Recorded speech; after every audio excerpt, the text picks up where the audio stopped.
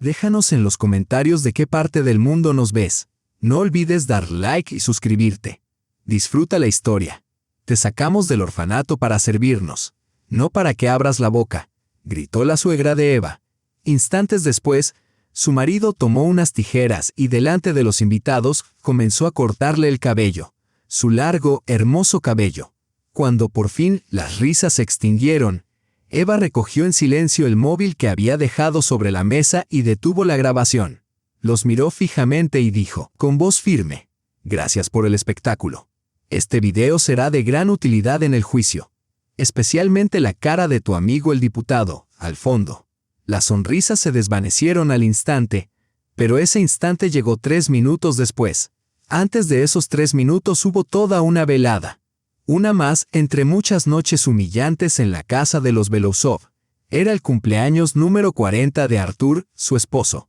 La casa zumbaba como un avispero alterado.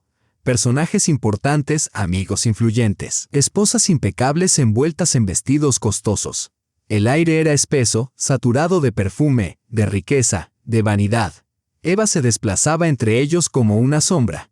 Su labor era simple, que no faltara vino en las copas, que los ceniceros estuvieran vacíos, que los entremeses llegaran antes de que alguien los pidiera.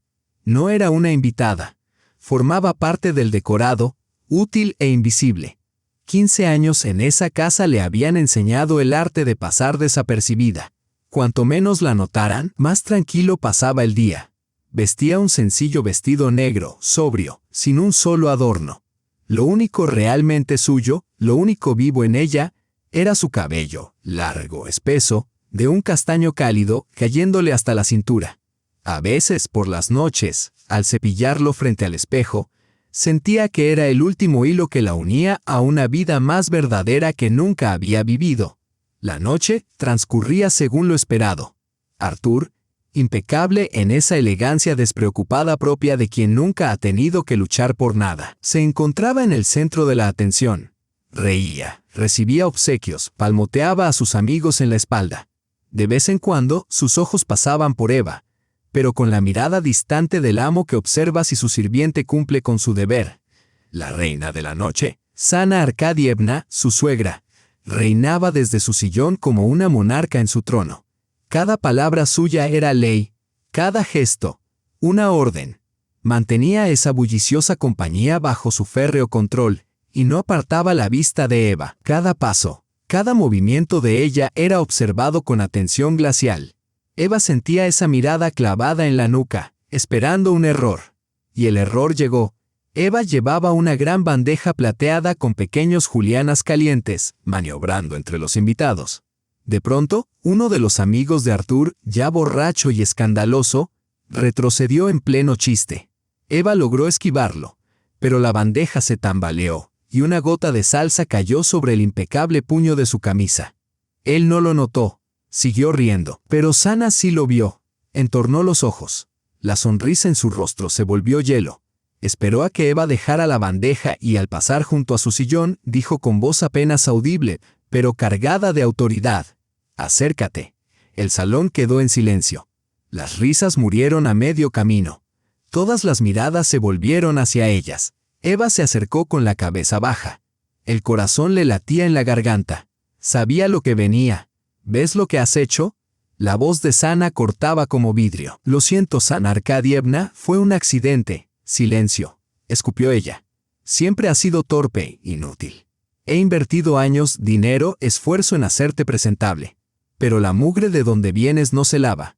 Siempre termina saliendo a la superficie». Los rostros de los invitados se convirtieron en máscaras. Algunos observaban con curiosidad, otros con sonrisas burlonas. Artur desvió la vista, fingiendo ajustar su reloj. No iba a intervenir. Nunca lo hacía. «Te he tolerado en mi casa durante 15 años», continuó Sana, alzando la voz. «Te he dado techo, comida, ropa. Te di mi apellido. Te entregué a mi hijo como esposo. Y ni siquiera eres capaz de cumplir con lo más básico. ¿Por qué crees que te sacamos de ese orfanato de porquería?» Eva no respondió. Miraba los intrincados patrones de la alfombra persa a sus pies. Los conocía de memoria. La había frotado cientos de veces. Ahora deseaba hundirse en ella, desaparecer. Sana se levantó de pronto. el rostro deformado por la ira. Le apuntó con el dedo. Te sacamos del orfanato para servirnos, no para que abras la boca. Las palabras estallaron como un disparo. El silencio se rompió en carcajadas. Primero una, luego otra. Y pronto toda la sala se sumió en una risa desbordada, sin vergüenza, deleitándose con su humillación. Impulsado por las risas y la mirada imperiosa de su madre, Arthur también sonrió. Debía mostrarse fuerte, implacable. Uno de ellos, «Mamá tiene razón», dijo en voz alta. «Te has vuelto demasiado atrevida. Y esa melena tuya», le tiró con desdén de un mechón. «Siempre estorba. Es hora de recortarla». Sana sintió, brillándole los ojos de crueldad. «Hazlo, hijo. Enséñale cuál es su lugar». Fue como entrar en una pesadilla. Arthur miró alrededor. En un rincón del salón, junto a las cajas de regalo, vio unas grandes tijeras de oficina. Caminó hacia ellas, las tomó. El metal brilló bajo la lámpara de araña. Los invitados contuvieron el aliento. Las risas se transformaron en un murmullo expectante. Eva lo miró las tijeras. No puede ser, pensó. No será capaz. Pero lo fue. Se colocó detrás de ella, le agarró el cabello con fuerza, lo retorció hasta formar una cuerda gruesa. Eva se estremeció, pero su mano era de hierro. Sintió el frío del metal en la nuca. Snap. Un primer mechón grueso cayó al suelo. Luego otro. Y otro más. Arthur cortaba sin cuidado, de forma salvaje, arrancando la melena que ella había cuidado toda la vida. La destrozaba. La sala volvió a llenarse de carcajadas. Ya no eran risas humanas, sino aullidos de hienas. Alguien incluso sacó su teléfono para grabar. Eva lo vio de reojo. Era el rostro del diputado Grishin, el mejor amigo de Arthur, sonriendo al fondo. No lloró. No gritó. Permaneció inmóvil hasta que él terminó. Cuando el último mechón cayó a sus pies, Arthur la empujó. Tropezó, pero no cayó. Su cabello quedó esparcido por la alfombra como los restos de un animal sacrificado. Su cabeza se sentía extraña, ligera, fría. Las risas cesaron. El número había terminado. Los invitados, saciados, volvieron a sus copas, murmurando con entusiasmo. Sana la miraba con una sonrisa triunfal. Arthur dejó caer las tijeras sobre la mesa y sonrió satisfecho, recibiendo las palmadas aprobatorias de sus amigos.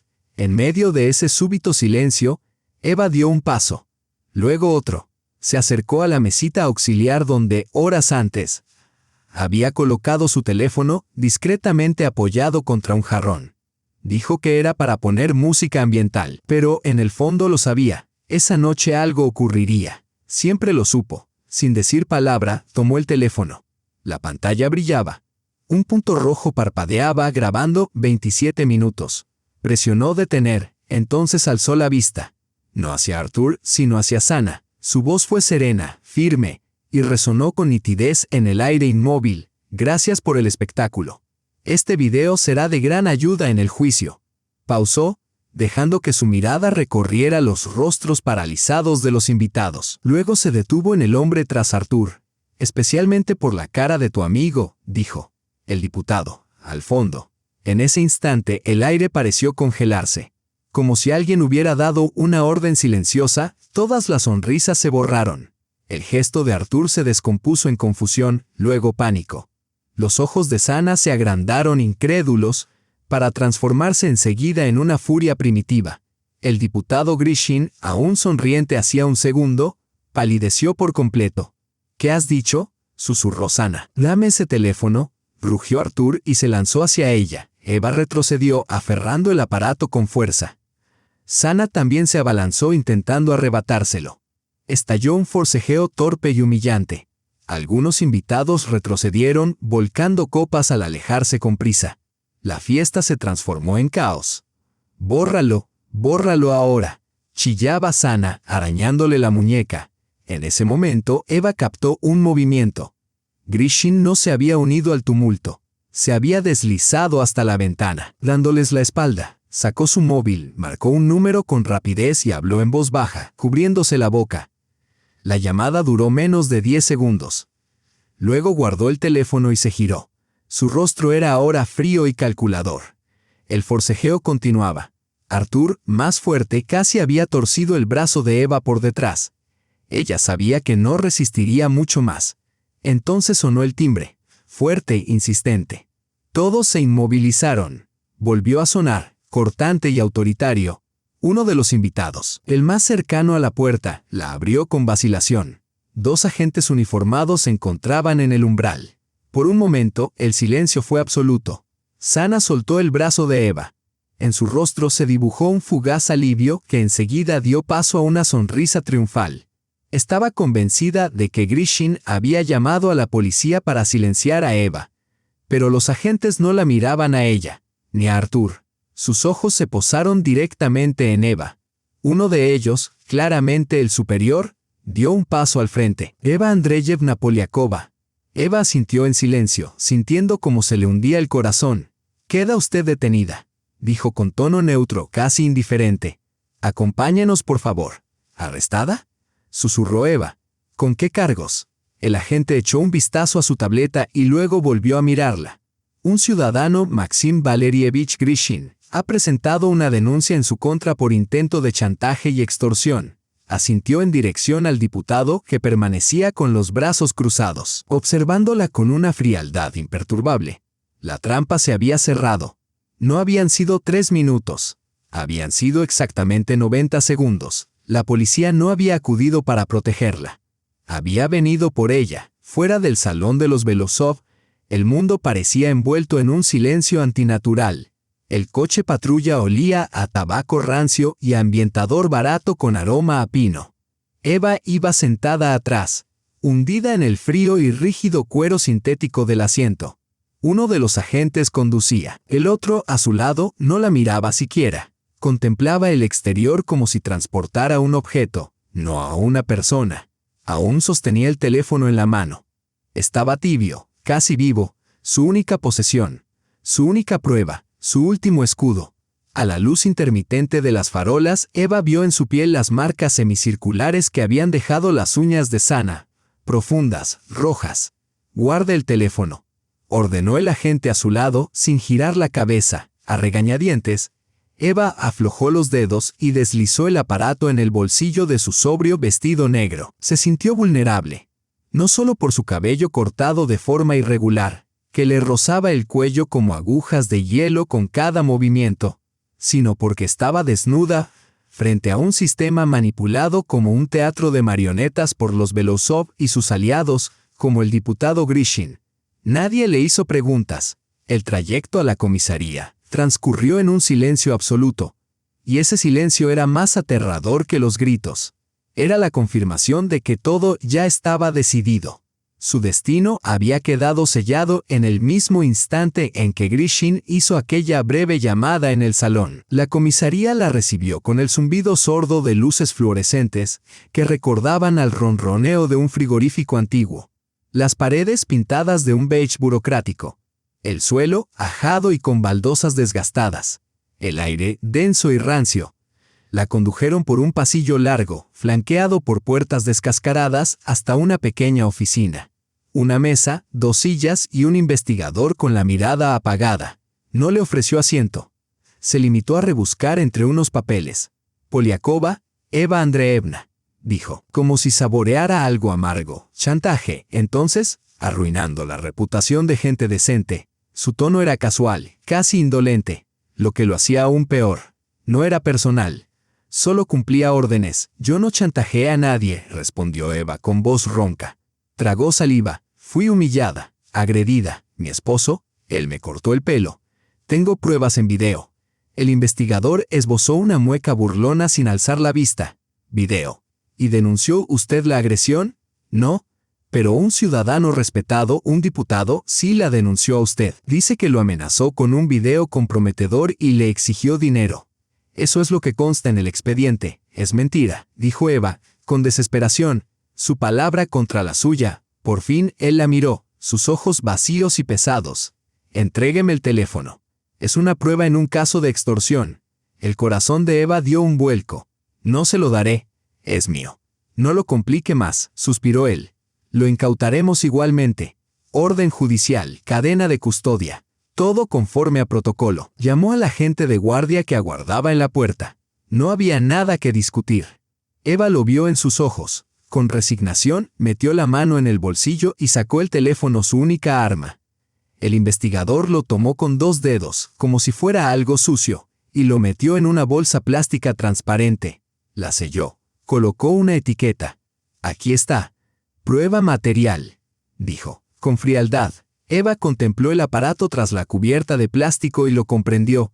Estaba todo perdido. El video desaparecería. Nadie lo vería jamás. Habían ganado. Las siguientes horas pasaron como una niebla espesa. No la interrogaban, la aplastaban. El investigador repetía las mismas preguntas, tergiversando sus respuestas.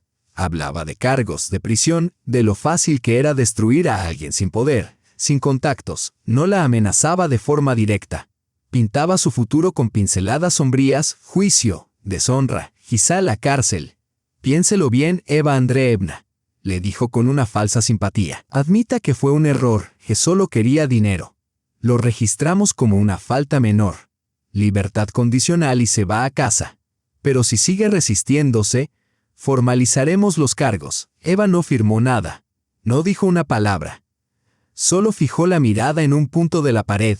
Comprendía que aquello no iba a sobreencarcelarla. No necesitaban encerrarla. Solo necesitaban quebrarla, asustarla y quitarle el teléfono. Ese era su objetivo. Y lo habían logrado. Cuando el amanecer comenzaba a teñir de gris el cielo, la puerta de la oficina se abrió con un crujido. El investigador, que dormitaba en su escritorio, se incorporó. Otro agente entró y le susurró algo al oído. Él asintió, luego se volvió hacia Eva. Puede irse, sin cargos, sin papeles, sin firmas, así, sin más. Era tal como había dicho antes, una advertencia, un mensaje claro. Podemos hacerte lo que queramos y nadie moverá un dedo por ti. Eva salió a la calle todavía envuelta en sombras. El viento frío le caló hasta los huesos. Instintivamente se tocó la cabeza. Mechones cortos, irregulares, punzantes. No tenía dinero, ni teléfono, ni bolso. Todo había quedado en esa casa en su vida anterior. El camino de regreso era largo. Cruzó la ciudad a pie, entre casas que comenzaban a despertar y el primer tráfico disperso de la mañana. Avanzaba en piloto automático, guiada por la costumbre. Allí estaba su calle. Allí, la casa grande e imponente, con una verja alta. Una casa que, en realidad, nunca había sido suya. Se acercó al portón y sacó una llave del bolsillo del vestido. La introdujo en la cerradura. No giró. Lo intentó de nuevo, con más fuerza. Inútil. Encajaba, pero no se movía ni un milímetro. Tocó la cerradura.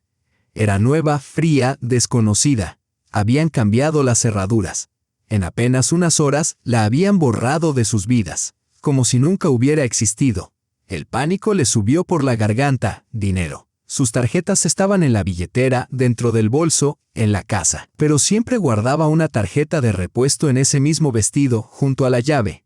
Tenía poco, pero suficiente para un albergue y algo de comida. El cajero automático más cercano estaba a 2 manzanas. Casi corrió, pese al agotamiento, impulsada por el miedo. Introdujo la tarjeta, marcó el PIN con dedos temblorosos. Una breve pausa. Luego, en rojo despiadado, tarjeta bloqueada. Lo intentó de nuevo. Lo mismo. Pulsó consultar saldo. Operación no disponible. Tarjeta bloqueada. Eso era todo. Ruina total. Absoluta. No solo la habían echado. La habían borrado. La habían dejado sin hogar, sin dinero, sin teléfono.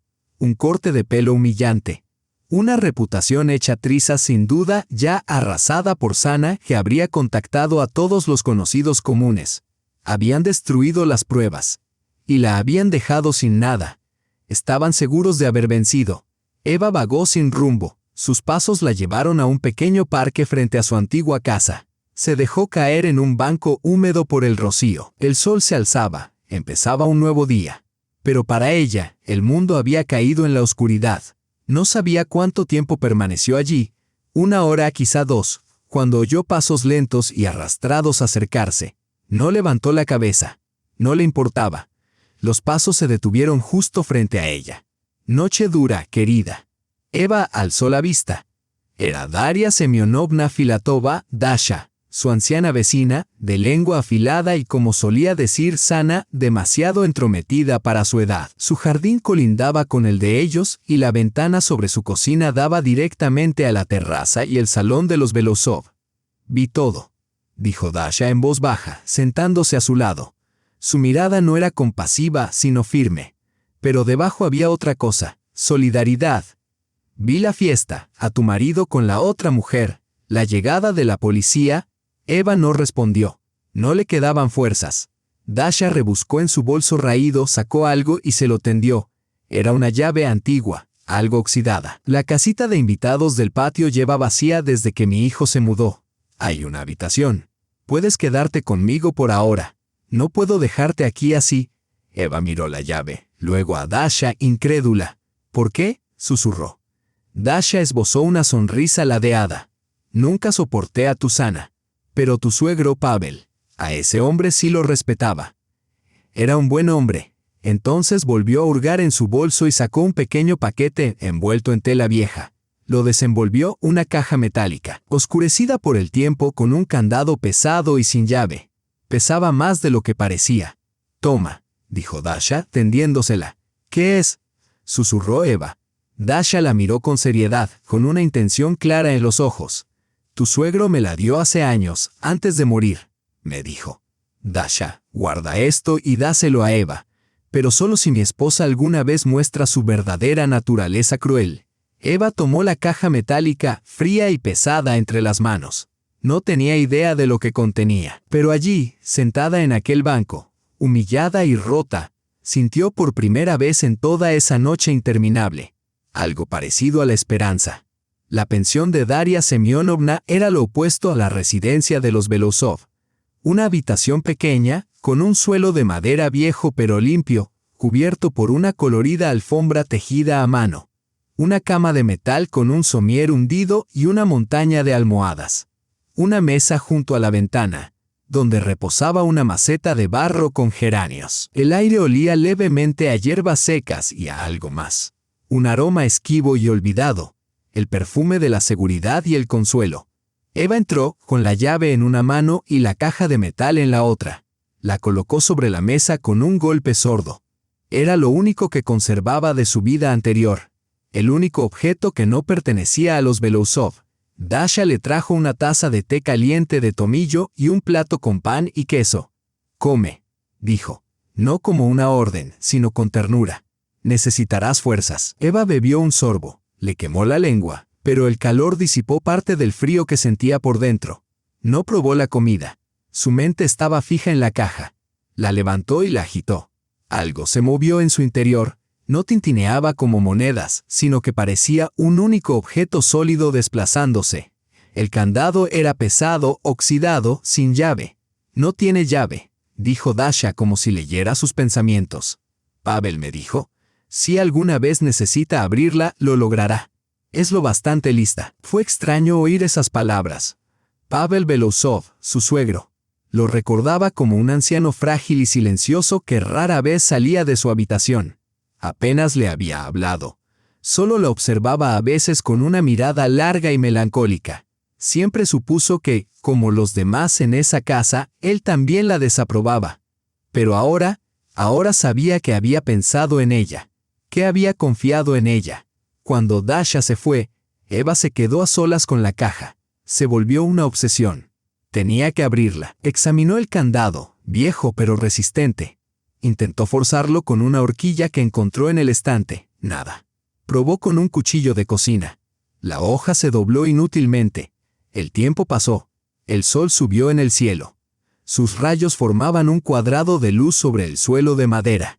Eva permanecía inclinada sobre la caja como una arqueóloga ante una reliquia antigua que podría contener todas las respuestas. ¿Qué habría dentro? Dinero. Pavel había sido un hombre rico. Tal vez le había dejado unos ahorros para emergencias, documentos, incluso un testamento que anulara las pretensiones de Sana. El pensamiento aceleró su pulso. Podría ser su salvación. Esa tarde, Dasha volvió con un cuenco de sopa caliente, el rostro preocupado. Tengo noticias, dijo sentándose al borde de la cama. Fui a la tienda. Me crucé con Lida, la del tercer piso. Eva alzó la vista. Lida era la chismosa más célebre del barrio. Susana ha estado ocupada, continuó Dasha, frunciendo el ceño. Anda diciendo que tuviste un colapso nervioso, que los atacaste a ella y a Artur, que los amenazaste con cuchillos. qué te cortaste el pelo en un ataque de locura y luego intentaste chantajear al pobre diputado? Dice que llamaron a la policía para internarte, pero que lograste escapar. Eva escuchaba y sentía cómo las paredes de la pequeña habitación se cerraban sobre ella. Sana no solo la había echado, estaba reescribiendo la realidad, borrando su nombre, su verdad. A ojos del pueblo entero, Eva ya no era una víctima.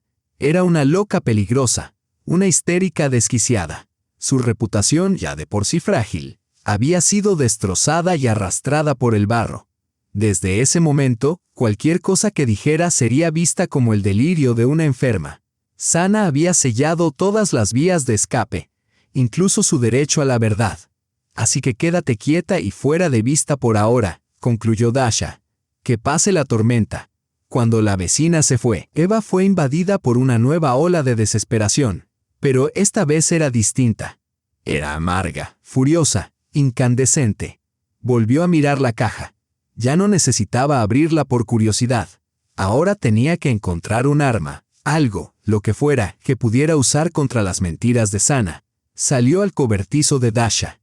Entre viejas herramientas de jardinería, encontró lo que buscaba. Un martillo pesado y un destornillador robusto. De vuelta en la habitación, colocó la caja sobre una alfombra vieja para no dañar el suelo. Introdujo la punta del destornillador en la bisagra del candado y golpeó el mango con el martillo. Un golpe sordo. Otro más, y otro. Golpeaba con todas sus fuerzas, volcando en cada impacto su dolor, su humillación, su rabia. El metal cedía lentamente, quejándose, hasta que, tras un golpe especialmente fuerte, se oyó un chasquido seco. La bisagra se rompió. Eva arrojó las herramientas a un lado. Le temblaban las manos. Se arrodilló ante la caja. Por unos instantes solo la miró, temerosa de levantar la tapa. ¿Y si no había nada? ¿Y si era solo una vieja caja entregada a una vecina por un hombre enfermo? Con el corazón desbocado, abrió la tapa pesada. No había fajos de billetes, ni carpetas con documentos legales. Solo un objeto sobre un forro de terciopelo descolorido, una fotografía antigua, amarillenta por el tiempo. Eva la tomó. En la imagen aparecían dos personas, un hombre y una mujer. Reconoció a la mujer de inmediato, a pesar de haberla visto solo una vez, en una vieja y diminuta foto del archivo del orfanato. Los mismos ojos grandes y levemente tristes, la misma forma de los labios, los mismos pómulos. Era su madre biológica, joven y deslumbrantemente hermosa. A su lado, abrazándola con ternura y posesividad, estaba un hombre. No miraba a la cámara sino a la mujer.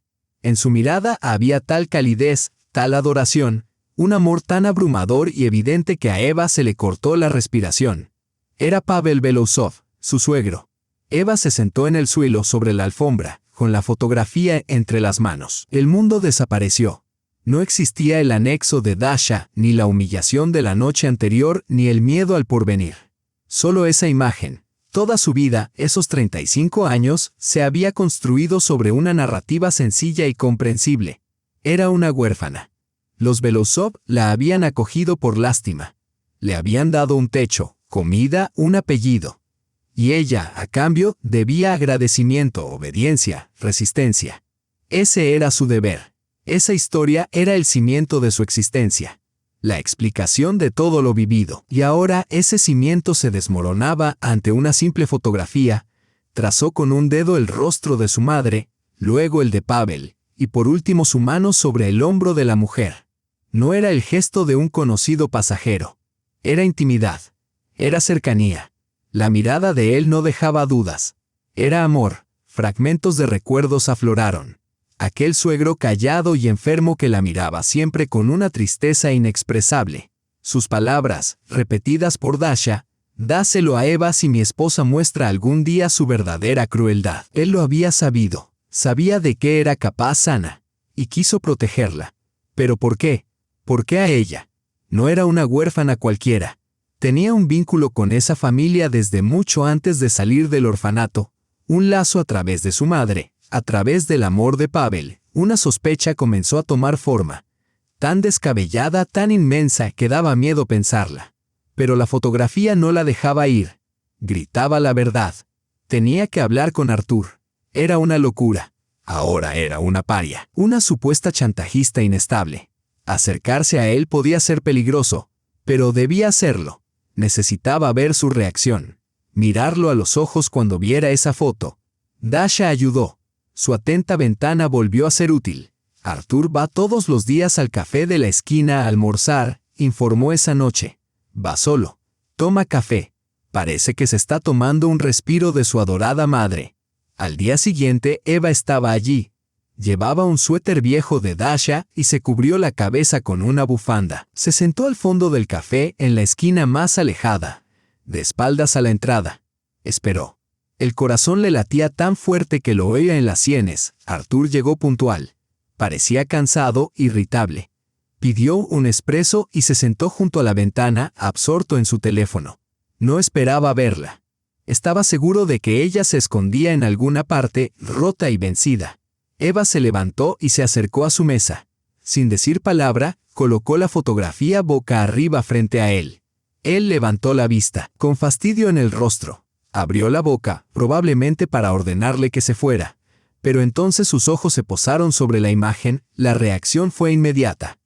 Se quedó inmóvil. Perdió el color. Miró la foto, luego a Eva y de nuevo la foto. La mano que sostenía la taza tembló. La reconoció. Entendió todo de inmediato. ¿De dónde sacaste esto?, susurró. Su voz era tensa, irreconocible. No importa, respondió Eva con suavidad. ¿Quién es esta mujer, Arthur? No respondió. Solo seguía mirando la fotografía, los ojos llenos de asombro, de confusión y de otra cosa. Culpa. Una culpa antigua y profunda. Mi padre tenía una mujer, murmuró por fin sin mirarla. Justo antes de enfermar cambió. Estaba feliz. Nunca lo había visto así. Mi madre se volvió loca. Hizo un escándalo. Contrató gente para seguirlo. Descubrió quién era, pero nunca me lo dijo.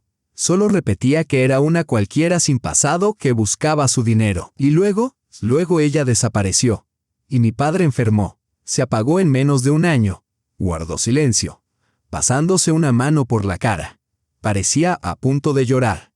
El mismo hombre poderoso y seguro que la había humillado en público ahora estaba frente a ella, deshecho. Nunca vi su rostro.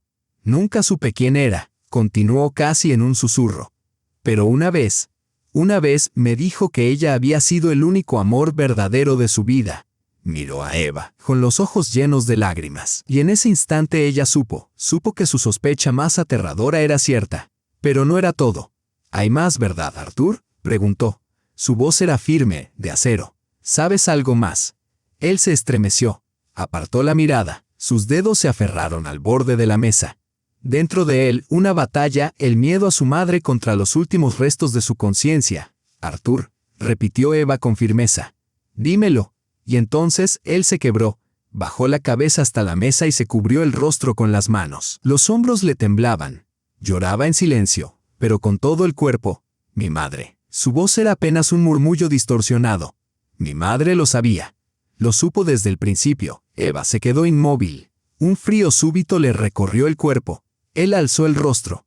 Lo tenía empapado en lágrimas, desfigurado por una mueca de horror y desesperación. No solo descubrió lo de la amante, continuó con dificultad.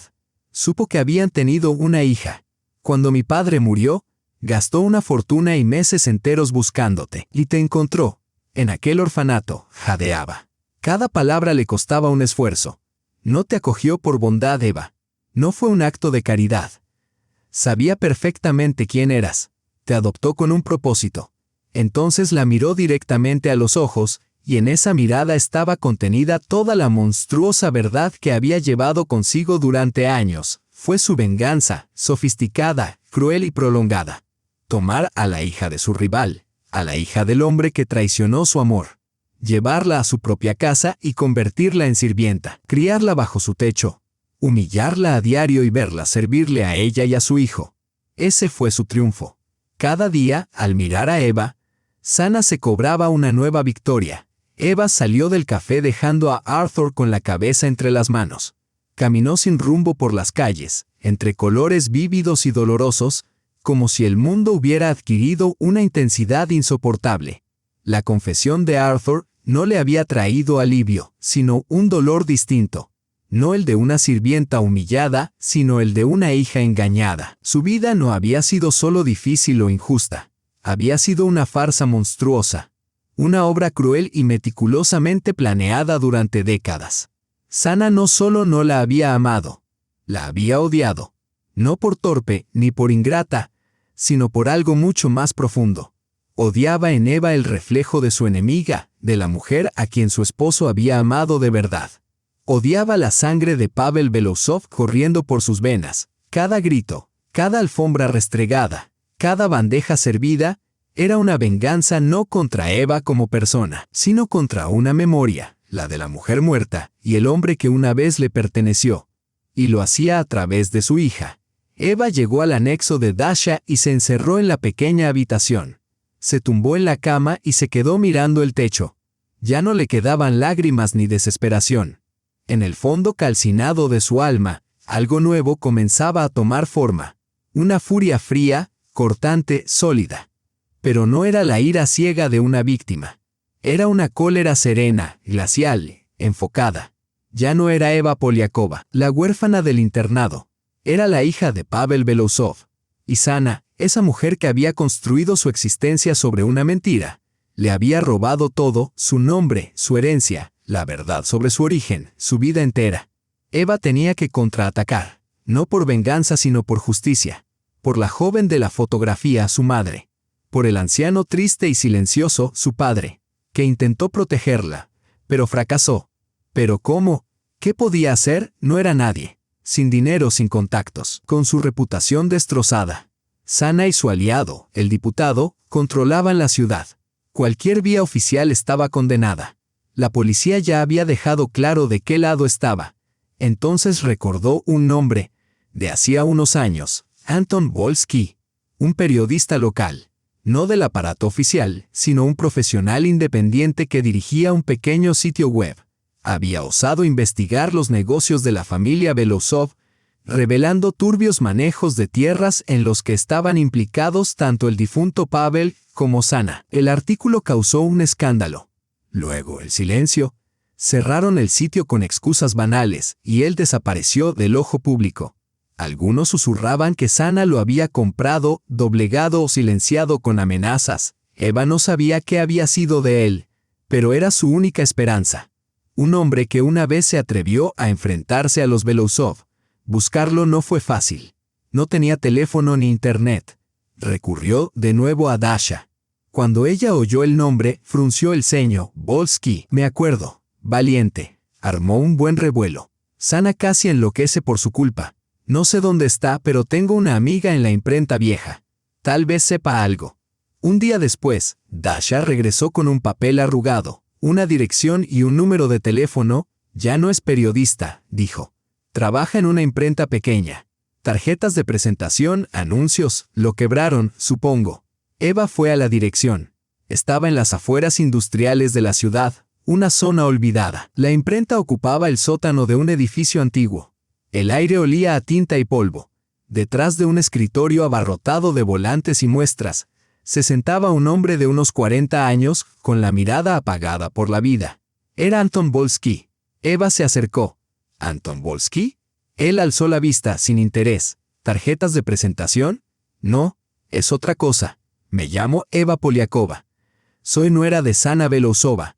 Al oír ese nombre, Volsky se estremeció. Su expresión cambió de inmediato. La indiferencia dio paso a la tensión, al miedo apenas disimulado. Ya no hago investigaciones, dijo secamente. Imprimo tarjetas. Si no vienes por eso, adiós. Volvió la mirada a la pantalla. Por favor, escúcheme, dijo Eva con la voz quebrada. Tengo algo que podría interesarle. No me interesa nada, respondió con frialdad. Y mucho menos si implica a esa familia. Ya arruinaron mi vida una vez. No pienso darles una segunda oportunidad.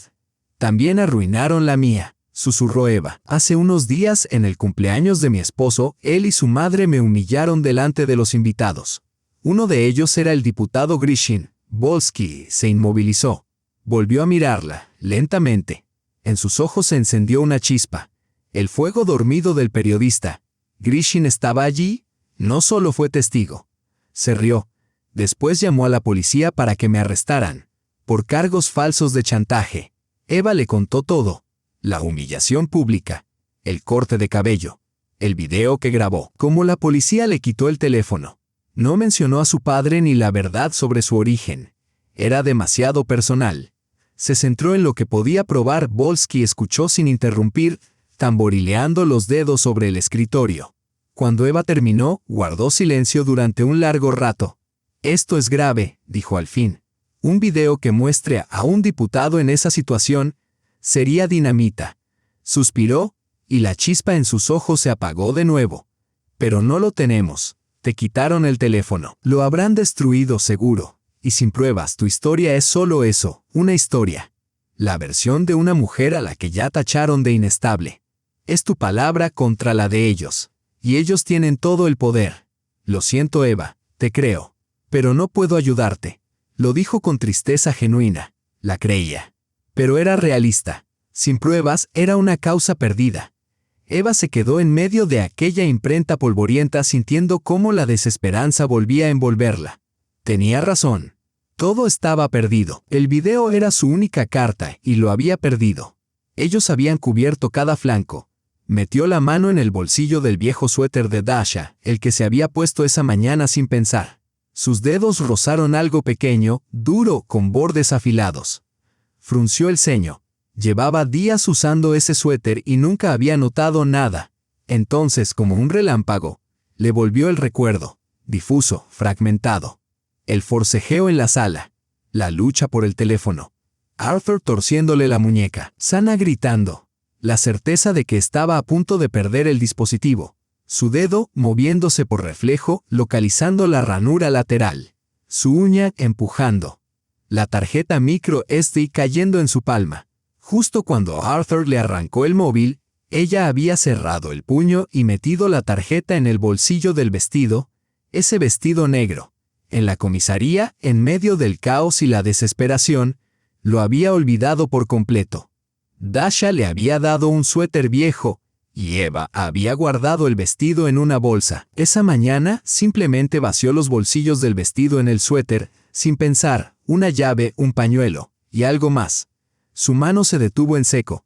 No podía creerlo. Tenía miedo de creerlo. Bajo la mirada intensa y perpleja de Volsky, sacó lentamente la mano del bolsillo. En su palma descansaba un diminuto chip negro, una tarjeta de memoria. «¿Qué es eso?», preguntó Volsky, inclinándose hacia adelante. Eva no respondió. Se quedó mirando aquel pequeño fragmento de plástico. Su salvación, su arma, nunca había estado perdida. Había estado con ella todo el tiempo. Volsky le arrebató la tarjeta de la mano. Sus ojos recorrían la habitación con febril nerviosismo.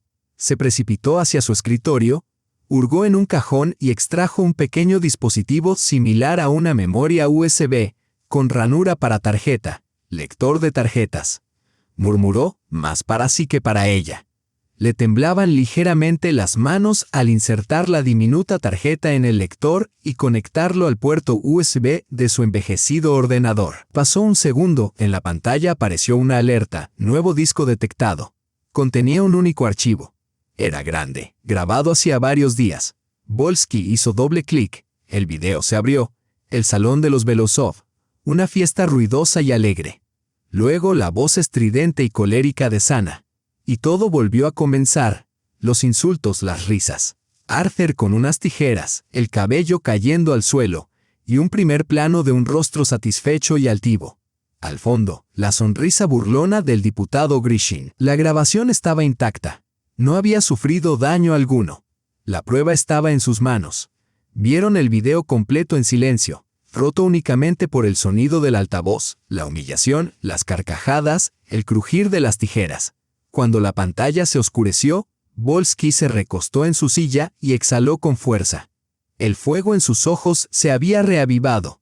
Era la mirada de un cazador que ha vuelto a encontrar a su presa. «Creen que fue destruido», dijo, mirando fijamente la pantalla. «Están seguros de que estás desarmada. Eso nos da una ventaja enorme». De inmediato, creó varias copias del archivo, una en una memoria USB que entregó a Eva, otra en su disco duro encriptado y una tercera que subió a la nube, protegida por una contraseña compleja. El original. Señaló la tarjeta de memoria. Escóndela en un lugar donde nadie jamás la encuentre. Es nuestro as bajo la manga. Eva regresó con Dasha convertida en otra mujer. El miedo había desaparecido, reemplazado por una determinación fría y resonante. Ocultó la diminuta tarjeta en el único lugar donde Sana jamás buscaría. La cosió en el forro de una vieja muñeca del orfanato, la única pertenencia que le habían permitido conservar al ingresar en su nueva vida. Durante los 2 días siguientes, ella y Volsky elaboraron un plan. Él actuaba con cautela, conocía bien a sus enemigos. Publicar el video directamente habría sido dramático, pero inútil. Belousova y Grishin lo tacharían de montaje, una grabación manipulada por una desequilibrada resentida. Harían uso de todos sus recursos para desacreditar tanto la prueba como a quien la presentaba. No atacaremos de frente, dijo Volsky. Avanzaremos como una serpiente, lentamente, pero con certeza. Nuestro primer objetivo no será Sana. Está demasiado confiada, demasiado protegida. Apuntaremos al eslabón más débil, el diputado Grishin. El plan era simple y elegante. Al día siguiente apareció un breve artículo en un portal de noticias modesto, pero de cierta popularidad local, propiedad de un antiguo contacto de Volsky. No se mencionaban nombres. El titular decía: Juegos indecentes entre la élite de la ciudad. El texto describía una reciente reunión privada, a la que asistió un conocido político y paladín de los valores familiares, durante la cual, según rumores, se produjo un incidente profundamente humillante. Y al parecer, existía un video que lo registraba. Cerraba con una pregunta retórica. Uno se pregunta cómo reaccionaría el electorado si dicho material saliera a la luz. Una granada arrojada a las aguas estancadas de la política local. El efecto superó todas las expectativas. La historia se propagó como fuego por redes sociales y canales de mensajería. Las especulaciones estallaron de inmediato. El nombre de Grishin fue uno de los primeros en emerger. La gente recordó su estrecha amistad con Arthur Belousov, cuyo cumpleaños acababa de celebrarse. El incendio había comenzado, pequeño, pero con suficiente humo como para que todos sintieran el olor a quemado. Eva esperó. Sabía que mordería el anzuelo. Grishin era un trepador nato. Su reputación lo era todo. Un escándalo como ese, y de tal índole, podría sepultar sus ambiciones para siempre. Pasaron 3 días. 3 días de tenso silencio. Eva apenas salía de la casa de huéspedes de Dasha, temerosa de llamar la atención. En la 4ª noche, un coche oscuro y sin distintivo se detuvo frente a la casa. Un hombre trajeado, a quien Eva nunca había visto, descendió del vehículo. Se acercó al portón donde Dasha regaba las flores. Preguntó por Evakova. Dasha la llamó. El hombre no se presentó. Simplemente le tendió un teléfono móvil. «Alguien desea hablar con usted», dijo secamente. Eva tomó el aparato. La voz conocida del diputado Grishin se oyó al otro lado, tensa, agitada, al borde del descontrol. «Eva Andreyevna, tenemos que vernos. Es urgente». No gritaba, no amenazaba. Rogaba. Era una victoria pequeña, pero innegable. «No creo que tengamos nada de qué hablar», respondió Eva con frialdad, tal como le había enseñado Volsky. «Por favor», insistió él con desesperación en la voz. «Es por su propio bien. Quiero ayudarla a resolver este problema». Acordaron encontrarse al día siguiente en un parque apartado a las afueras de la ciudad. Volsky se opuso. «Es una trampa», advirtió. «Pueden intentar algo». «No lo harán», replicó Eva. «Mientras crean que estoy sola y que aún tengo el archivo, estoy relativamente a salvo. Soy una bomba de tiempo. Intentarán desactivarme, no hacerme estallar». El encuentro se llevó a cabo. Grishin la esperaba en un banco junto a una fuente abandonada. Lucía descompuesto, pálido, con ojeras profundas. Su habitual arrogancia se había esfumado. Parecía un animal acorralado. Comenzó con rodeos, expresando pesar, diciendo que Arthur y Sana eran impulsivos, pero no malas personas, que todos habían perdido la cabeza, que quería ayudarla a empezar de nuevo, en otra ciudad. Eva escuchó en silencio su sarta de tonterías. «¿A qué quiere llegar, Maxim Valerievich?», lo interrumpió. Él se sobresaltó y fue al grano. «Sé que ahora está en una situación difícil, sin ingresos. Puedo cambiar eso. Dijo una cifra. Era enorme, capaz de cambiarle la vida. A cambio pedía la tarjeta, y que desapareciera, que firmara un acuerdo de confidencialidad en el que declarara no tener reclamos contra los Belosov ni contra él. Comprenda, esta es su única salida, dijo con énfasis. Sana no la perdonará jamás, la destruirá, ya ha empezado. Yo le ofrezco una vía de escape, dinero, libertad, una nueva vida. Piénselo. Es mi primera y última oferta. Se levantó y se marchó sin mirar atrás. Eva fue directamente a ver a Volsky. Tras escuchar su relato, él se frotó las manos. Sus ojos brillaban de emoción. Lo tenemos, dijo. Si ofrece tanto, es porque está aterrorizado. ¿Qué haremos?, preguntó Eva. Lo que debemos, sonrió Volsky. Tender la trampa. Al día siguiente, una hora antes del encuentro, Eva y Volsky ya estaban en el Café Central Noye, un lugar concurrido en el corazón de la ciudad. El escenario perfecto para su representación. Y Volsky no vino solo. Un joven nervioso y de baja estatura, con una mochila enorme, lo acompañaba. Este es Kostia, lo presentó Volsky, el mejor fotógrafo de la ciudad, especialmente cuando se trata de pasar desapercibido. Se sentaron en una mesa del rincón, Volsky y Kostia. Eva eligió una mesa en el centro del café y pidió una taza de café. Se sentó de espaldas a ellos, pero sabía que estaban allí. Su presencia le daba fuerza. A la hora exacta acordada, Grishin entró en el café. Llevaba en una mano un voluminoso maletín negro. Sus ojos recorrieron el lugar con nerviosismo antes de acercarse con rapidez a la mesa de Eva. ¿Sola?, susurró con ansiedad. Eva asintió. ¿La tarjeta? Sacó del bolsillo una vieja tarjeta de memoria vacía que Volsky le había dado y la colocó sobre la mesa. Grishin la tomó sin revisarla y se la guardó con premura en el bolsillo. Luego dejó sobre la mesa una carpeta repleta de documentos. Firma. Eva tomó el bolígrafo. Le temblaba ligeramente la mano. Pero esta vez no era por miedo sino por anticipación. Fingió leer los documentos y firmó cada página. Grishin le arrebató la carpeta, hojeó con acento agudo con rapidez para comprobar las firmas y asintió con sequedad. Listo. Todo según lo pactado. Toma el dinero y vete de esta ciudad. No quiero volver a verte jamás. Estaba a punto de levantarse cuando Eva lo detuvo. No había tocado el maletín. En cambio se puso de pie lentamente. Su cuerpo entero estaba tenso, como una cuerda a punto de romperse. Lo miró directo a los ojos. Su voz, amplificada por la acústica del café, resonó clara y firme, atrayendo la atención de los comensales de las mesas vecinas. Diputado Grishin, no aceptaré su dinero sucio para guardar silencio. Grishin se quedó petrificado. Su rostro se transformó en una máscara de terror. Entendía que había caído en una trampa. Eva elevó aún más la voz, asegurándose de que todos en el local escucharan. No aceptaré este soborno, y usted no logrará silenciarme. En ese instante, escuchó el suave y constante clic de una cámara. Kostia estaba haciendo su trabajo.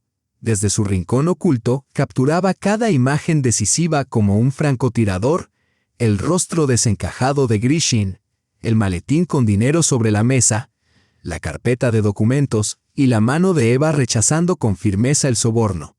Grishin salió corriendo, volcó su silla y huyó como un delincuente sorprendido infraganti, mientras Eva permanecía de pie en el centro del café, con todas las miradas fijas en ella. En ese momento ya no era la víctima, era la acusadora, y su juicio apenas comenzaba. Cuando salieron del café, la adrenalina aún le latía en las sienes. Volsky estaba exultante. Kostia, sin decir palabra, le entregó la tarjeta de memoria de su cámara. Asintió con la cabeza y se perdió entre la multitud. «Lo tenemos todo», dijo Volsky, con los ojos encendidos, su rostro, el dinero, el intento de soborno. Está acabado, políticamente muerto. A la mañana siguiente la fotografía apareció en la portada del principal portal de noticias de la ciudad. Era una obra maestra, captada desde el ángulo perfecto. En primer plano, el rostro contorsionado de Grishin, presa del pánico. Sobre la mesa, el maletín entreabierto con fajos de billetes desbordándose, y por encima de todo, Eva erguida, con la cabeza en alto y la mano suspendida en un gesto de firme rechazo. El titular, conciso y demoledor, el precio del silencio. El diputado Grishin hace una oferta que puede rechazarse.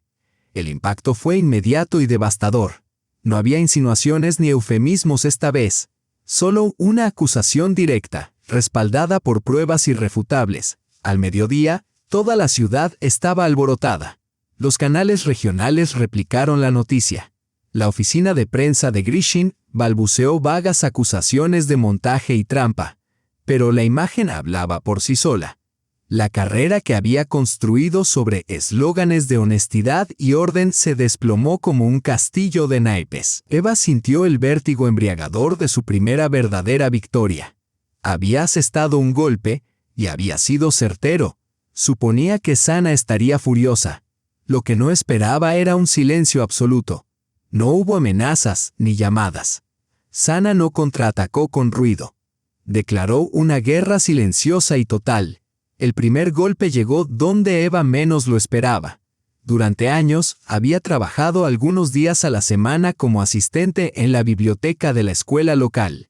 No era mucho, pero le daba un ingreso modesto y una sensación de normalidad. Sana siempre lo había tolerado a regañadientes, ya que no interfería con sus deberes principales en casa. Era su pequeño refugio. Entonces llegó una llamada a casa de Dasha. Era la directora del colegio, una mujer que Eva conocía desde hacía años. Su voz sonaba asustada y apesadumbrada.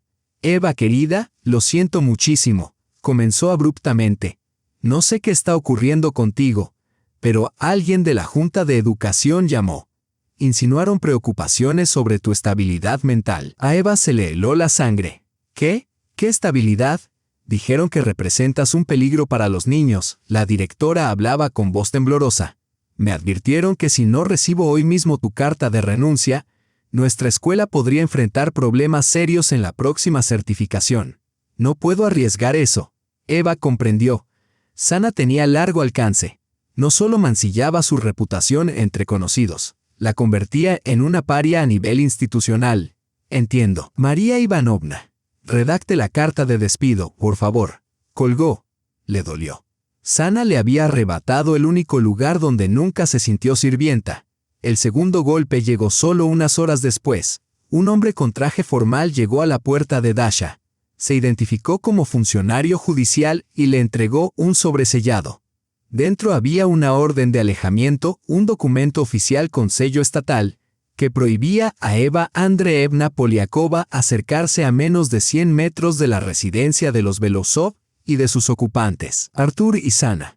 Los motivos citados incluían conducta agresiva, amenazas y tentativa de chantaje, respaldados por un informe policial firmado por Grishin. Un golpe fulminante. Sana no solo había cambiado la cerradura, había levantado un muro legal entre Eva y su antigua vida. Ahora, incluso pisar su calle la convertiría en una criminal ante la ley. Esa noche, Eva se quedó sentada en su pequeña habitación inmóvil. La euforia de su victoria sobre Grishin se había desvanecido. Sana era una adversaria mucho más peligrosa. No actuaba con impulsividad. Golpeaba con frialdad y estrategia. Siempre donde más dolía. La estaba arrinconando. Le quitaba el trabajo, el sustento, la reputación e incluso la libertad de movimiento. Otra vez, Eva estaba sola, aislada y vulnerable. Al día siguiente, volvió a la escuela para recoger sus pocas pertenencias personales, un libro, una taza, un par de zapatos. Había acordado ir fuera de horario para no cruzarse con alumnos ni colegas. La escuela estaba silenciosa, con ecos en los pasillos. Entró en la biblioteca, empacó sus cosas. Se sentía como una ladrona en un lugar donde había trabajado durante años. Al disponerse a salir, la puerta crujió suavemente. En el umbral estaba Olga, una docente de su misma edad, con quien había mantenido una relación cordial, aunque distante. Olga lucía nerviosa. Cerró la puerta tras de sí y se acercó. «Eva, hola», susurró. «Vi las noticias. Lo que te están haciendo es una atrocidad. Toda la ciudad habla de ello. Nadie cree que estés inestable. Todos saben quién está detrás». «Gracias, Olga», respondió Eva con cansancio. «Pero ya no importa». «Sí importa», dijo Olga con firmeza. Echó un vistazo hacia la puerta, luego le entregó a Eva una carpeta grande de cartón polvoriento. «Toma esto». Eva la miró con desconcierto. «¿Qué es?». No sé si te servirá, susurró Olga. Mi padre era arquitecto. Murió hace 5 años y nunca ordené sus archivos. Anoche, después de enterarme de tu despido, recordé que alguna vez trabajó con los Belousov. Pasé la noche revisando sus papeles y encontré esto. Eva abrió la carpeta. Dentro había hojas amarillentas de papel técnico, planos y croquis.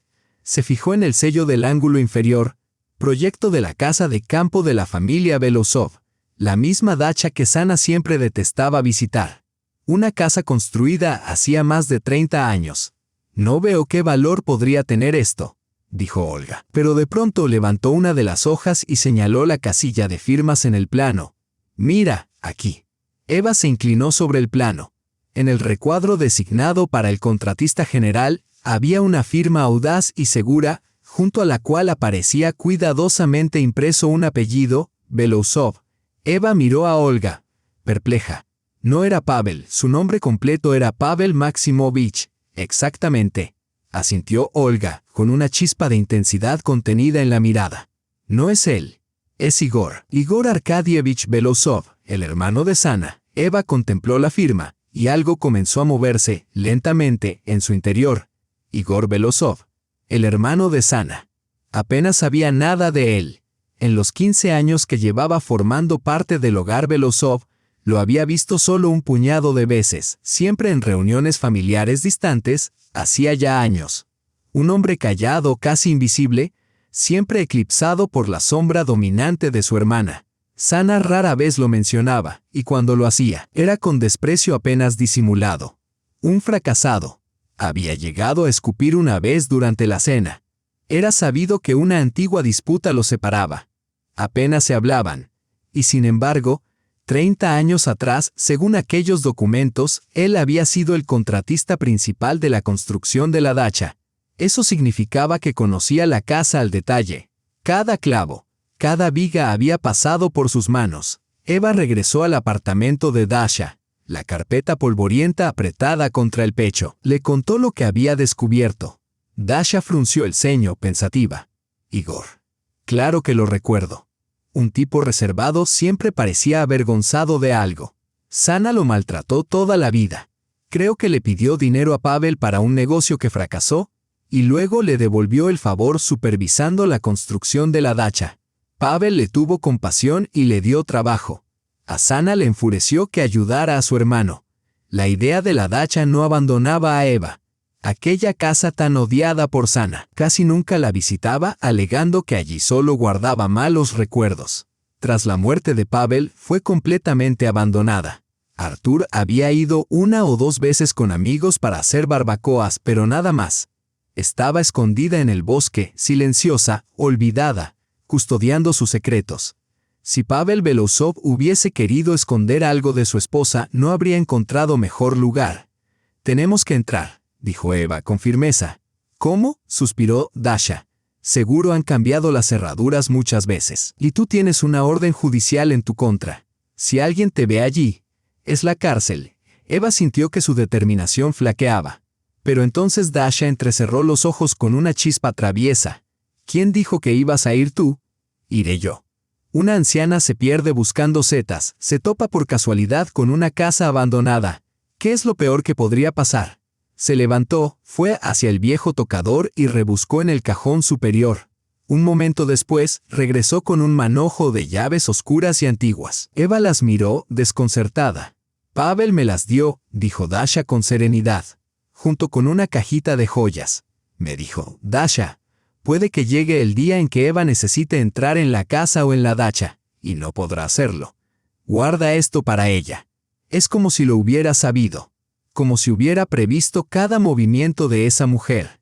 A la mañana siguiente, salieron de la ciudad en el viejo coche del hijo de Dasha. Ella conducía.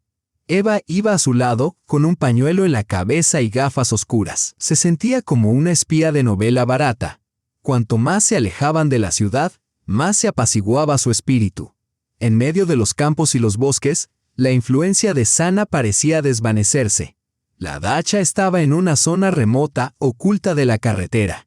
Una vieja casa de madera de 2 pisos, ennegrecida por el tiempo, rodeada de pinos centenarios. El terreno estaba cubierto de maleza. Los marcos de las ventanas se descascaraban. Nadie había estado allí en años. Se acercaron por la parte trasera, dejando el coche entre los arbustos. Dasha fue directa a la puerta y comenzó a probar las llaves. La tercera giró con un quejido. La puerta cedió y entraron. El aire olía a polvo, humedad y madera envejecida.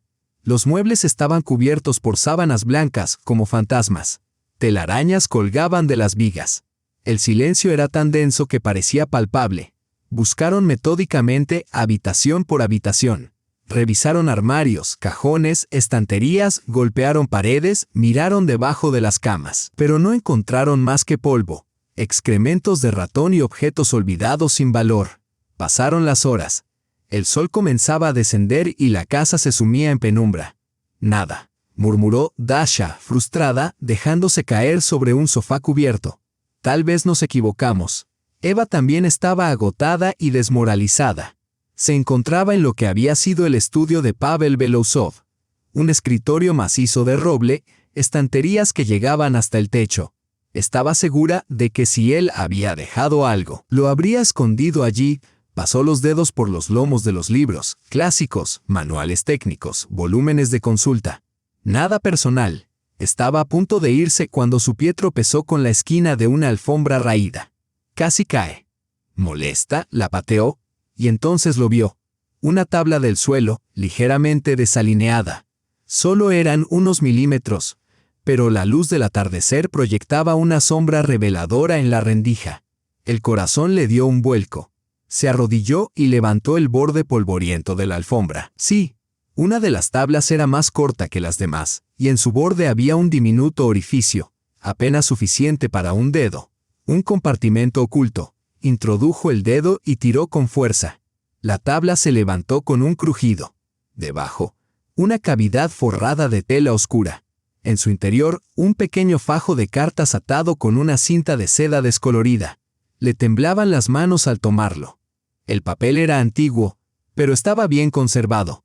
Desató la cinta y abrió la primera carta. La letra le resultó familiar. Firme, segura. Era la caligrafía de Pavel Belousov. Mi querida, mi única Katia. Así comenzaba. Katia. El nombre de su madre había sido Ekaterina. Eva comenzó a leer. Eran cartas de amor, llenas de anhelo, ternura y miedo. Escribía sobre su vida con Sana, a la que llamaba una prisión dorada. Escribía sobre su amor por Ekaterina, sobre cómo era la única luz en su existencia. Y escribía sobre ella, sobre Eva.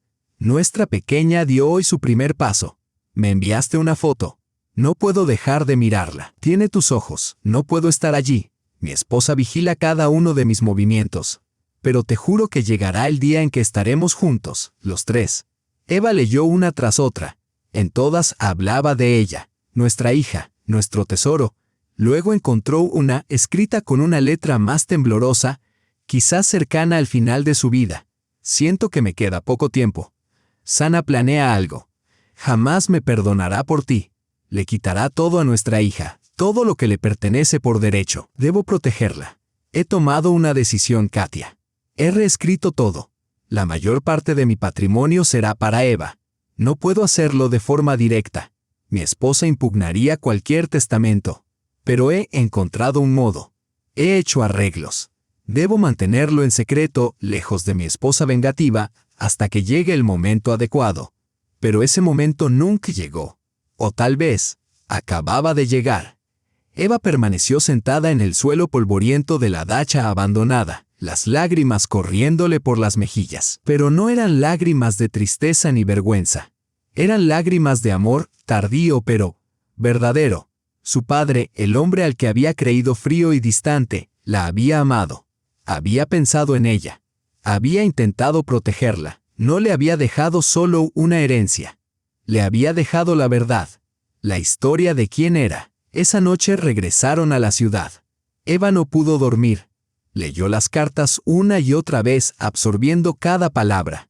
Tenía en sus manos la vida de sus padres, su amor secreto y trágico, y dentro de él una promesa de justicia.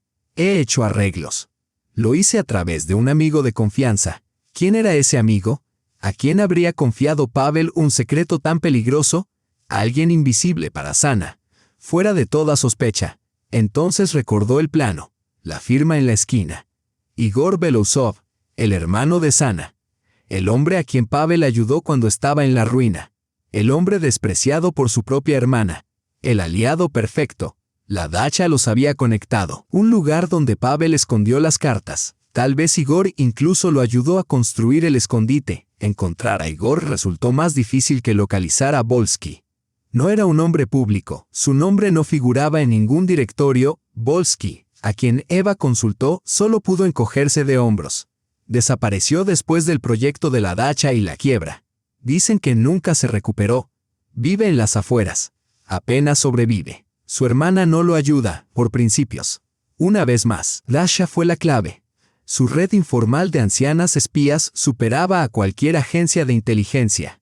En 2 días, Eva ya tenía una dirección. Un deteriorado bloque de apartamento soviético en la parte más gris y olvidada de la ciudad. Fue sola. Aquella conversación debía ser privada. La puerta estaba revestida de un cuero sintético agrietado y descascarado. Eva vaciló antes de pulsar el timbre. ¿Qué iba a decir? ¿Cómo debía empezar? Finalmente, la puerta se abrió. Un anciano delgado, encorvado, apareció en el umbral. Su rostro pálido y surcado de arrugas, con los ojos hundidos y fatigados, conservaba un leve parecido con Sana, aunque carecía por completo de su fuerza y fiereza. Parecía derrotado. ¿Es usted Igor Arkadievich?, preguntó Eva con voz suave. El hombre asintió, mirándola con desconcierto. No la había reconocido. Mi nombre es Eva. Soy la esposa de su sobrino Artur.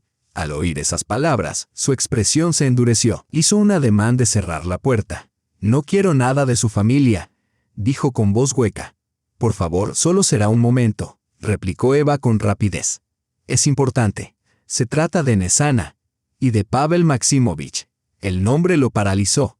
La observó largo rato con mirada escrutadora y luego se hizo a un lado en silencio para dejarla entrar. El apartamento era modesto y pequeño. Muebles gastados, pilas de libros en el suelo y un intenso olor a medicamentos impregnaban el ambiente. La condujo a la diminuta cocina, atestada y mal iluminada. Se sentaron frente a frente en una mesa cubierta con un hule. ¿Qué quiere?, preguntó sin entusiasmo. Eva no perdió tiempo en formalidades. Sacó de su bolso un fajo de cartas atadas con una cinta descolorida y lo colocó sobre la mesa. Las encontré en la dacha, dijo. Igor dirigió la mirada a las cartas y su rostro se transformó. Las reconocía. Las manos le temblaban sobre la mesa. ¿Dónde? ¿Cómo las halló? Eso ahora no importa, respondió Eva en voz baja. Lo importante es lo que contienen. Léalas. Con manos temblorosas, él desató la cinta y extrajo la primera carta. A medida que leía, el rostro se le fue alterando, sorpresa, pena, reconocimiento. Leyó una tras otra en completo silencio. La quietud de la cocina se volvió casi tangible. Al terminar la última, Igor dejó las cartas a un lado y se quedó mirando un punto fijo en la pared. Sus hombros, ya encorvados, parecían hundirse aún más. Era la imagen de un hombre aplastado de pronto por el peso de los años. Lo sabía, murmuró. Sabía que él la amaba. No era solo mi cuñado. Fue mi amigo, el único que estuvo a mi lado cuando lo perdí todo. Confiaba en mí, y lo decepcioné. En una de las cartas, dijo Eva, mirándolo fijamente, habla de un amigo de confianza que lo ayudó a concretar todo. Era usted, Igor Arkadievich. El anciano la miró con los ojos llenos de lágrimas y asintió en silencio. Sí, fui yo. Eva sintió que estaba al borde de una verdad largamente sepultada. ¿Qué fue exactamente lo que lo ayudó a hacer? Igor inhaló profundamente, reuniendo valor. Parecía haber tomado una decisión. No solo escribió cartas, Eva. Actuó, sabía perfectamente quién era Sana, una loba. Jamás entregaría nada que considerara suyo, mucho menos a ti. Se detuvo un momento, buscando las palabras adecuadas. 6 meses antes de morir, ya enfermo, me llamó. Nos reunimos en secreto en el despacho de un viejo notario de confianza. Sana creía que iba a recibir tratamiento. Pero Pavel no se limitó a hablar de su deseo de dejarte su herencia. Lo hizo realidad. Redactó un segundo testamento. Eva contuvo el aliento. ¿Un segundo testamento? Sí, afirmó Igor. Legal y debidamente notariado. Anulaba cualquier disposición anterior.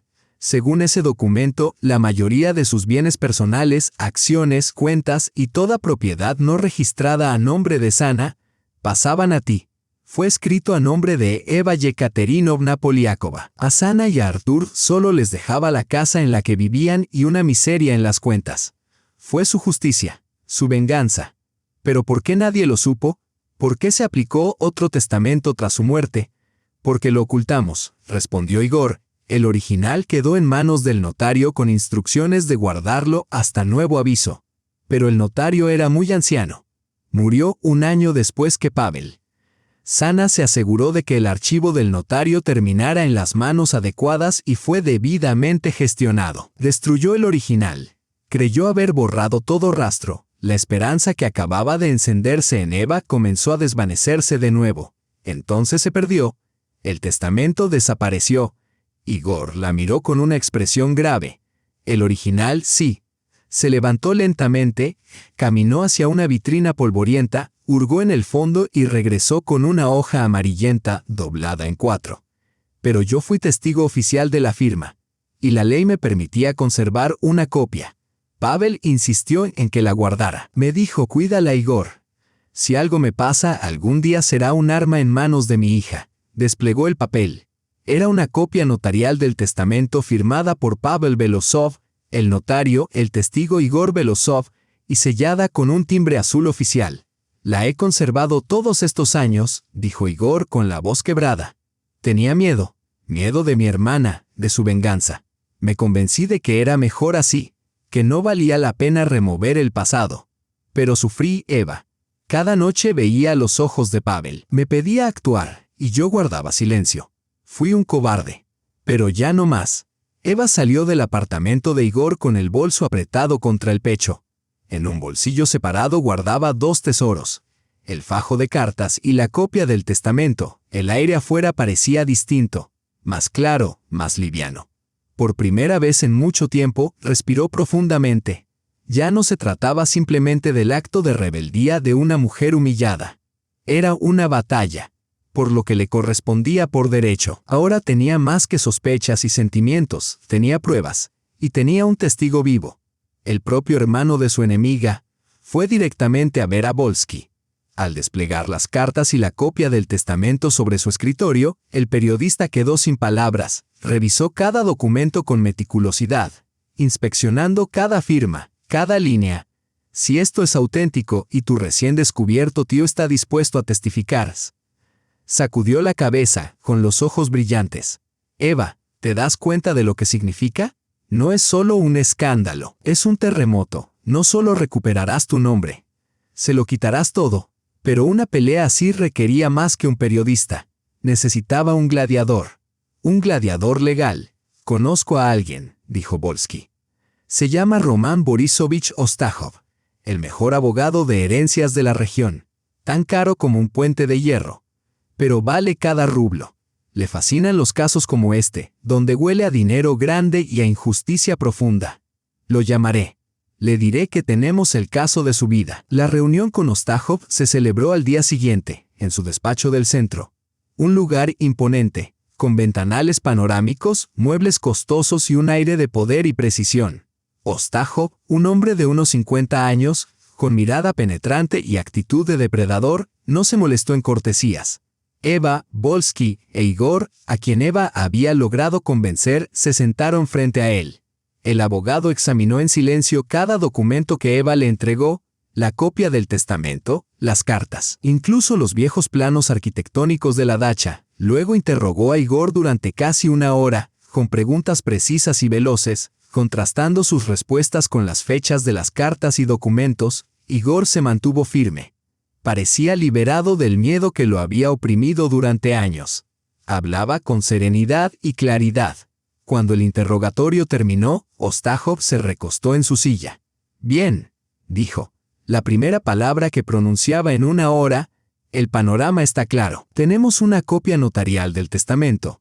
Tenemos un testigo vivo cuya firma figura en el documento. Tenemos cartas que confirman la voluntad del testador y las razones de su decisión. Y tenemos a la demandada, Sana Arkadievna Belosova, quien, al parecer, ocultó la existencia de este segundo testamento y se adjudicó la herencia mediante uno inválido. Hizo una pausa, clavando los ojos en Eva. Este caso se puede ganar, pero será ruidoso, sucio y prolongado. Lucharán como fieras. Intentarán destruirla a usted, Igor Arkadievich, y a todo aquel que esté de su lado. ¿Están preparados? Sí, respondió Eva con firmeza. Igor asintió en silencio. Perfecto, replicó Ostachov con una ligera sonrisa. Entonces empieza la guerra. El primer movimiento de Ostachov fue calculado para causar el mayor impacto público posible. No envió los documentos por correo. Esperó el momento perfecto.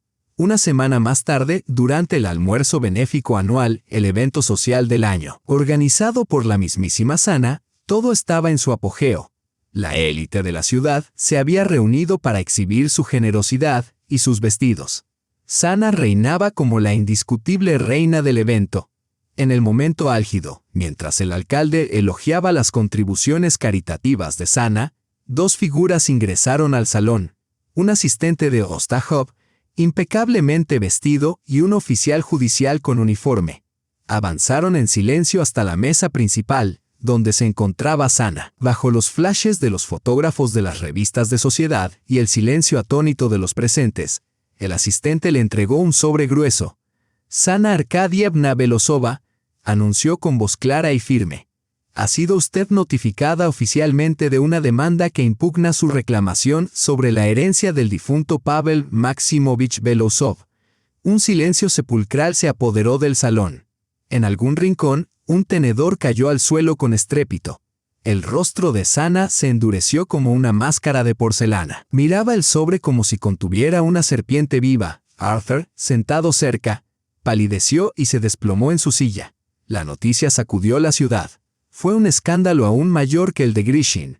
La herencia de los Belosov, impugnada por la nuera, la misma mujer a la que Jean había tildado de desequilibrada y expulsado de la casa. Los periódicos y portales de noticias estallaron. Volsky, actuando como principal patrocinador mediático, avivó el fuego filtrando datos anónimos sobre un supuesto segundo testamento y un testigo entre los familiares cercanos. La ciudad zumbaba como un avispero alterado. Todos esperaban la reacción de Jean. 3 días después, respondió. Y fue devastadora. Ostachov llamó personalmente a Eva. Su voz, inusualmente grave, carecía de su habitual aplomo. Contraatacaron, dijo. Los abogados de Jean acaban de enviar su respuesta oficial a la demanda. ¿Y qué dicen?, preguntó Eva, sintiendo que el corazón le daba un vuelco. Cuestionan la autenticidad de las firmas en la copia del testamento, pero lo más grave es que impugnan la capacidad mental del testador. ¿Qué significaba eso? Significaba, explicó Ostachov con tono acerado, que habían presentado un informe médico, oficial, firmado y sellado, que afirmaba que en el último año de su vida, Pavel Maximovich Belosov padecía demencia senil en rápido avance. Eva enmudeció, paralizada. Eso es mentira, logró decir al fin. Estaba enfermo físicamente, sí, pero su mente seguía lúcida. Lo sé, respondió Ostachov. Pero ellos tienen un documento, firmado, fechado. Según ese informe, cualquier testamento firmado durante ese período carece de validez, pues él no estaba en pleno uso de sus facultades. Alegan que tú, tu madre o alguien más se aprovecharon de su estado y lo engañaron para que firmara. Y tienen pruebas, un certificado médico oficial. En los tribunales, el papel siempre pesa más que las palabras. Las palabras de Ostachov sonaban como una sentencia. Un certificado médico. Demencia. Incapacidad mental. Jean no solo se había defendido, había reescrito la historia, reduciendo el testamento final de Eva a los delirios de un demente y retratándola como una estafadora que se aprovechó de su padre. Fue una jugada brillante y cruel. Socavaba todo, los testamentos, las cartas. Incluso las cartas de amor podían ahora interpretarse como signos de una mente que se desintegraba. Igor, antes testigo clave, pasaba a parecer cómplice de un fraude. Al día siguiente, se reunieron en la oficina de Ostachov. Eva pálida como un fantasma, Igor sombrío y Volsky, de gesto taciturno. El ambiente era denso. La victoria, antes cercana, se desvanecía. Lo planearon, murmuró Ostachov, paseándose. Han estado preparándose. Jean probablemente obtuvo ese informe médico justo después de la muerte de su esposo. Por si acaso, siempre ha sido precavida. Colocó sobre la mesa una copia del informe médico. La firma era auténtica. El médico, Dr. Andrei Viktorovich Somov, neurólogo de prestigio y director médico de la clínica privada Sedorovi Plus. Su reputación intachable. Si testificaba ante el tribunal que había observado signos de demencia en Pavel Maximovich, estaban perdidos. No habría forma de refutarlo. Pero es mentira, estalló Igor. Vi a Pavel una semana antes de su muerte. Hablamos de negocios, me dio consejos. Estaba débil físicamente, sí, pero su mente era más aguda que la mía. Te creo, Igor Arkadievich, dijo Astakov con cansancio. Pero el tribunal creerá al documento y al médico con buena reputación. Eva fijó la vista en el papel, en la firma firme y serena del doctor Somov, recordó los últimos meses de su padre. Sí, estaba débil. Dormía mucho. A veces arrastraba las palabras, probablemente por los medicamentos. Jean lo había aislado por completo, alegando que su estado era delicado. Ella misma le administraba inyecciones, le daba pastillas, siempre diciendo que seguía instrucciones médicas. Ahora todo tenía sentido. ¿De quién venían esas instrucciones y con qué propósito? No lo estaba cuidando. Estaba construyendo un retrato de locura. ¿No hay nada que podamos hacer?, preguntó Eva en voz baja. Astakov se detuvo. Podríamos investigar al médico. Buscar algo que haga que el tribunal cuestione su objetividad. Pero es casi imposible. Está limpio. Ya lo verifiqué. Expediente impecable. Sin escándalos. Entonces habló Volsky. Había permanecido en silencio, examinando el informe. «Dame eso», dijo, tomando el documento de manos de Astakov. «Voy a comprobar algunas cosas por mi cuenta». Los días siguientes fueron agónicos. Los abogados de Jean presionaban al tribunal para que iniciara las audiencias preliminares. En la prensa, plenamente bajo su control, comenzaron a aparecer artículos sobre un intento descarado de engañar a una viuda en duelo, sobre documentos sospechosos que habían salido de la nada. Estaban moldeando la opinión pública, preparando el terreno para su victoria. Eva sentía cómo el lazo se estrechaba en torno a su cuello. Volsky había desaparecido, sin llamadas, sin señales. Temía que se hubiera rendido, que hubiera comprendido que la batalla estaba perdida y se hubiese marchado. Al cuarto día, llamó tarde por la noche. «Ven», dijo. Su voz era extraña, exaltada, furiosa. Eva corrió a su imprenta. Volsky estaba sentado en su escritorio cubierto de impresiones, documentos y fotografías. Parecía no haber dormido en días. «Lo encontré», dijo sin mirarla.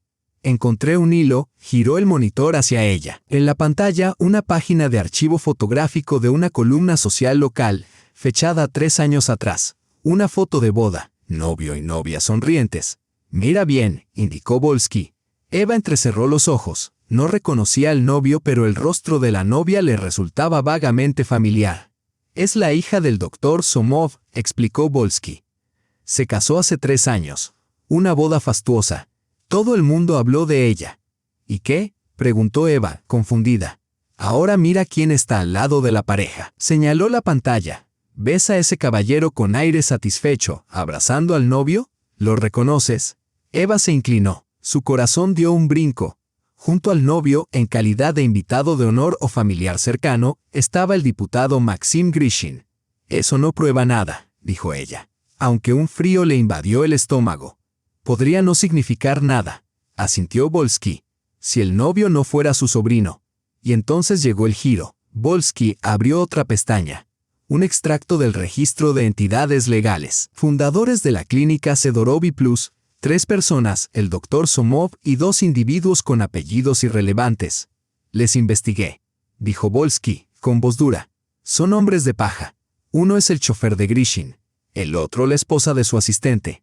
Pero eso no es lo mejor. Mostró otro documento, una enmienda a la estructura societaria de la clínica. 2 años atrás, Grishin, a través de sus testaferros, se convirtió en accionista. 1 año después, poco después de que Somov emitiera el certificado de demencia, la participación de Somov en el capital de la clínica se triplicó, las acciones, un regalo de los hombres de Grishin. Eva miraba los gráficos y documentos. El monstruoso rompecabezas empezaba a encajar. No era solo la venganza de Jean, era una conspiración compleja, multifacética y cuidadosamente orquestada. Grishin, susurró. Sí, asintió Volsky. Nuestro querido diputado. No estaba en esa fiesta por casualidad.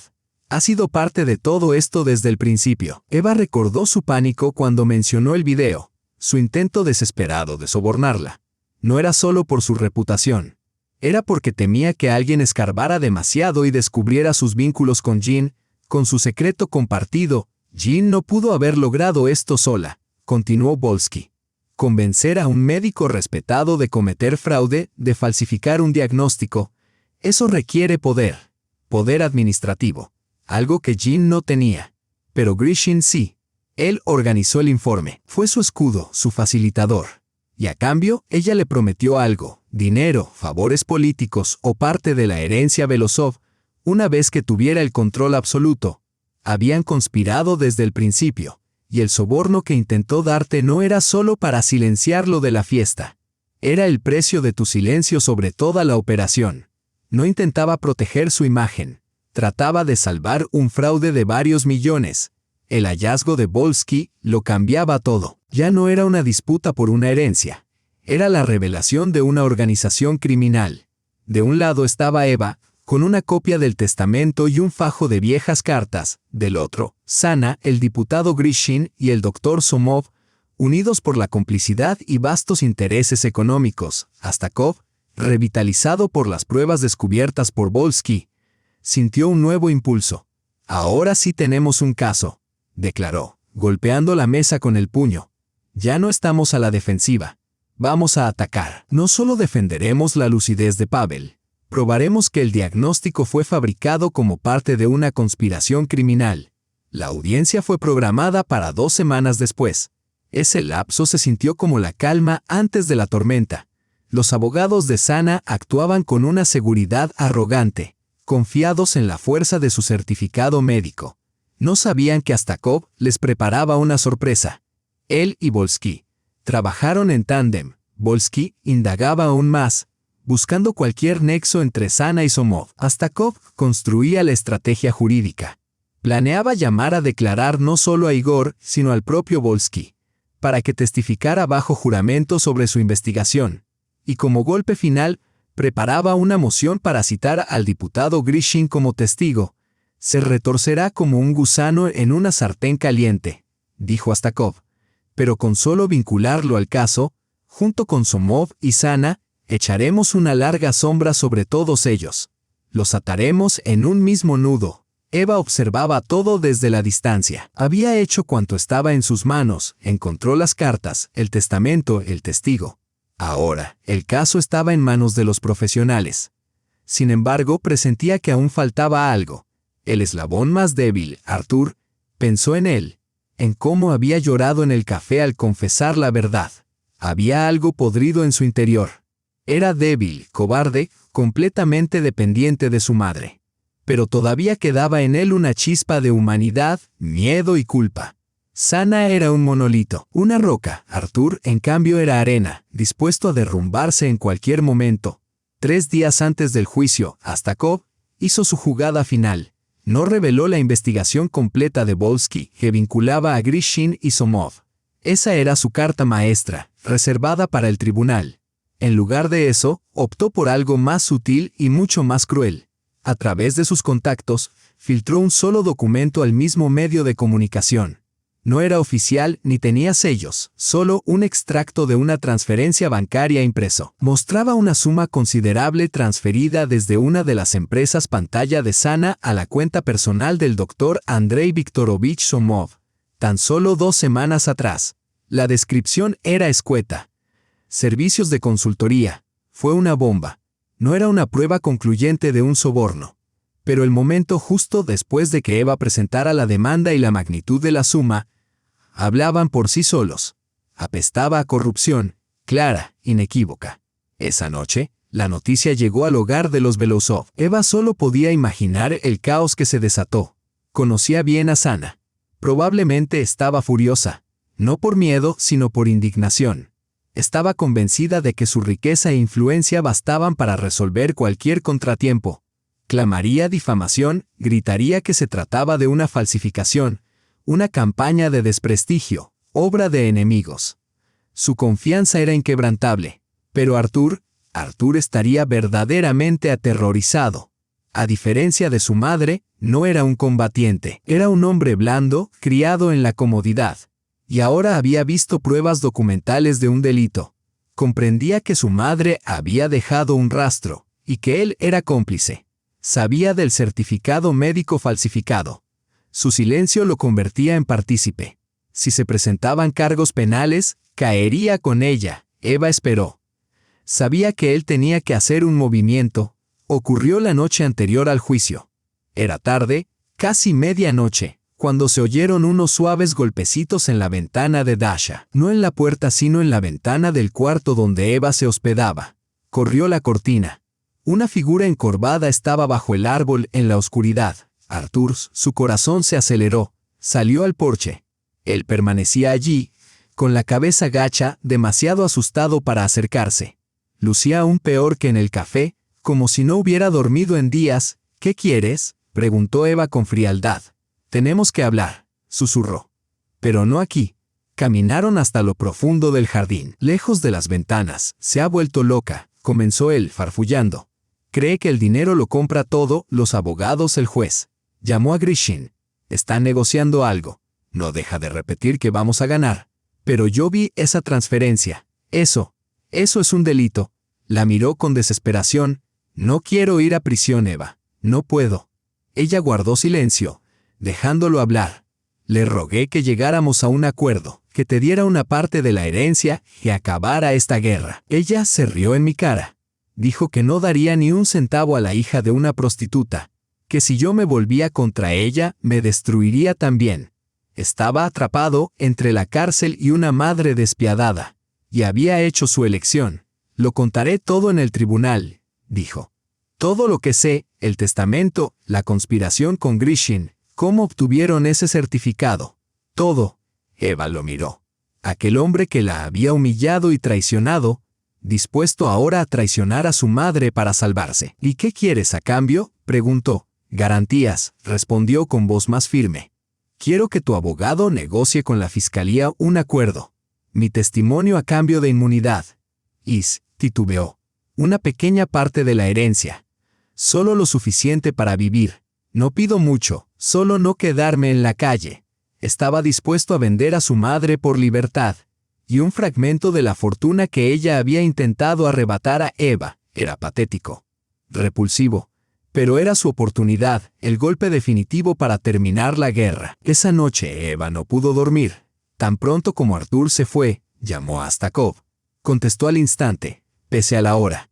Pragmatismo puro, comprendió de inmediato el regalo que Eva le había traído.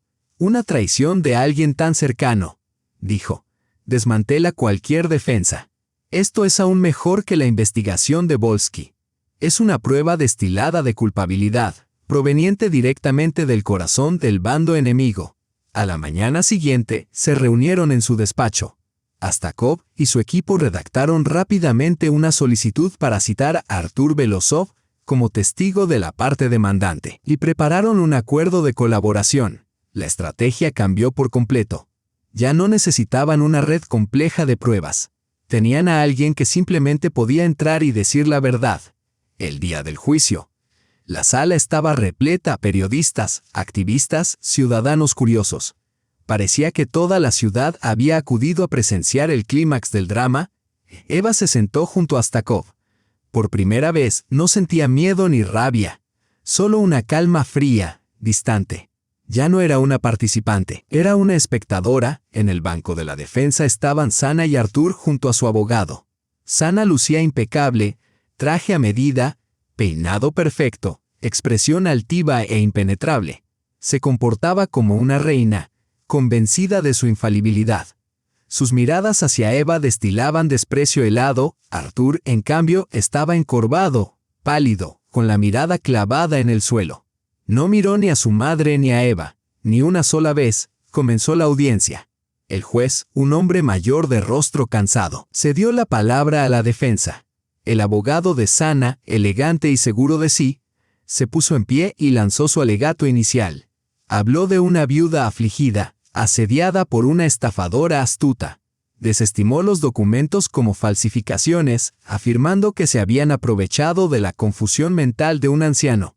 Finalmente, jugó su carta. Señoría, para poner fin a estas insinuaciones infundadas, presentamos una evaluación médica oficial, firmada por uno de los expertos más respetados de la ciudad. El doctor Somov entregó el documento al juez, quien lo examinó durante un largo instante antes de pasarlo a Stakov. Este apenas lo miró antes de devolverlo. La defensa parecía imperturbable. Un murmullo de decepción recorrió la sala. Parecía que el veredicto era inevitable. La parte demandante puede presentar su caso, dijo el juez. Stakov se levantó. No dio un discurso extenso. Señoría, no cuestionamos que el doctor Somov firmó este documento. Lo que pretendemos demostrar es que dicho documento fue producto de una conspiración criminal, ideada para ocultar la verdadera voluntad del fallecido y apropiarse ilegalmente de su patrimonio. Para comenzar, solicito que el tribunal llame a nuestro primer testigo. Un silencio tenso se apoderó de la sala. Llamamos al estrado a Igor Arkadievich Belosov, anunció Stakov. El nombre cayó como un trueno. Sana se estremeció. Su expresión de mármol se resquebrajó. Giró bruscamente hacia Artur, pero él seguía sin alzar la mirada. No podía creerlo. Su propio hermano, testificando en su contra. Se abrieron las puertas. Entró Igor, asustado, pero resuelto. No miró a su hermana. Su porte irradiaba determinación. Caminó lentamente hacia el estrado. La sala enmudeció. Cada mirada fija en aquel hombre callado y roto que estaba a punto de destruir el caso de su hermana. Puso la mano sobre la Biblia, dispuesto a prestar juramento, y entonces ocurrió lo inesperado. Artur se puso en pie de golpe. «¡Basta!», gritó. Su voz sonó rota, alta y desesperada. Todas las miradas se volvieron hacia él. El juez alzó las cejas, sorprendido. Sana lo miró con furia y desconcierto. «Arthur, siéntate», le siseó. Pero él la ignoró. Miró al juez, a Eva, a su tío Igor, el rostro descompuesto por el horror y la desesperación. «No lo hagas, tío Igor. Por favor, no lo hagas», murmuró. Y entonces, tomando aire, gritó para que toda la sala lo oyera. «Todo es mentira». El silencio se hizo añicos. El abogado de Sana se levantó de golpe e intentó empujar a Artur de vuelta a su asiento, pero él lo apartó de un manotazo y dio un paso al frente, dejando atrás la mesa de la defensa. «Señoría», jadeó con acento agudo, «todo lo que está ocurriendo aquí es una farsa, desde el principio hasta el final». Jean se aferró con fuerza a los brazos de su silla. Su rostro pasó del pálido al gris ceniza. Comprendió al instante. «Cállate», gritó con desesperación. «Arthur, te ordeno que te calles». Pero ya era demasiado tarde. La presa que había contenido toda una vida de miedo, culpa y dependencia se había roto. «El segundo testamento es auténtico», soltó, mirando directamente al juez. «Mi padre realmente dejó todo a Eva. Yo lo sabía. Y mi madre también. Lo encontró y lo ocultó. Me obligó a guardar silencio». Hablaba atropelladamente, tropezando con sus propias palabras, como si temiera que alguien pudiera interrumpirlo, y el diagnóstico de demencia fue falso. Mi padre conservó la lucidez hasta el final. Mi madre arregló todo con el doctor Somov, y contó con ayuda el diputado Grishin. Llevan años conspirando. Planearon todo esto para apropiarse del dinero de mi padre. Se detuvo un instante para recuperar el aliento. Luego miró a Eva. En sus ojos ya no había temor, solo un vacío extraño, casi liberador. Y Eva añadió con voz más suave, «No es solo su nuera. Es hija biológica de mi padre.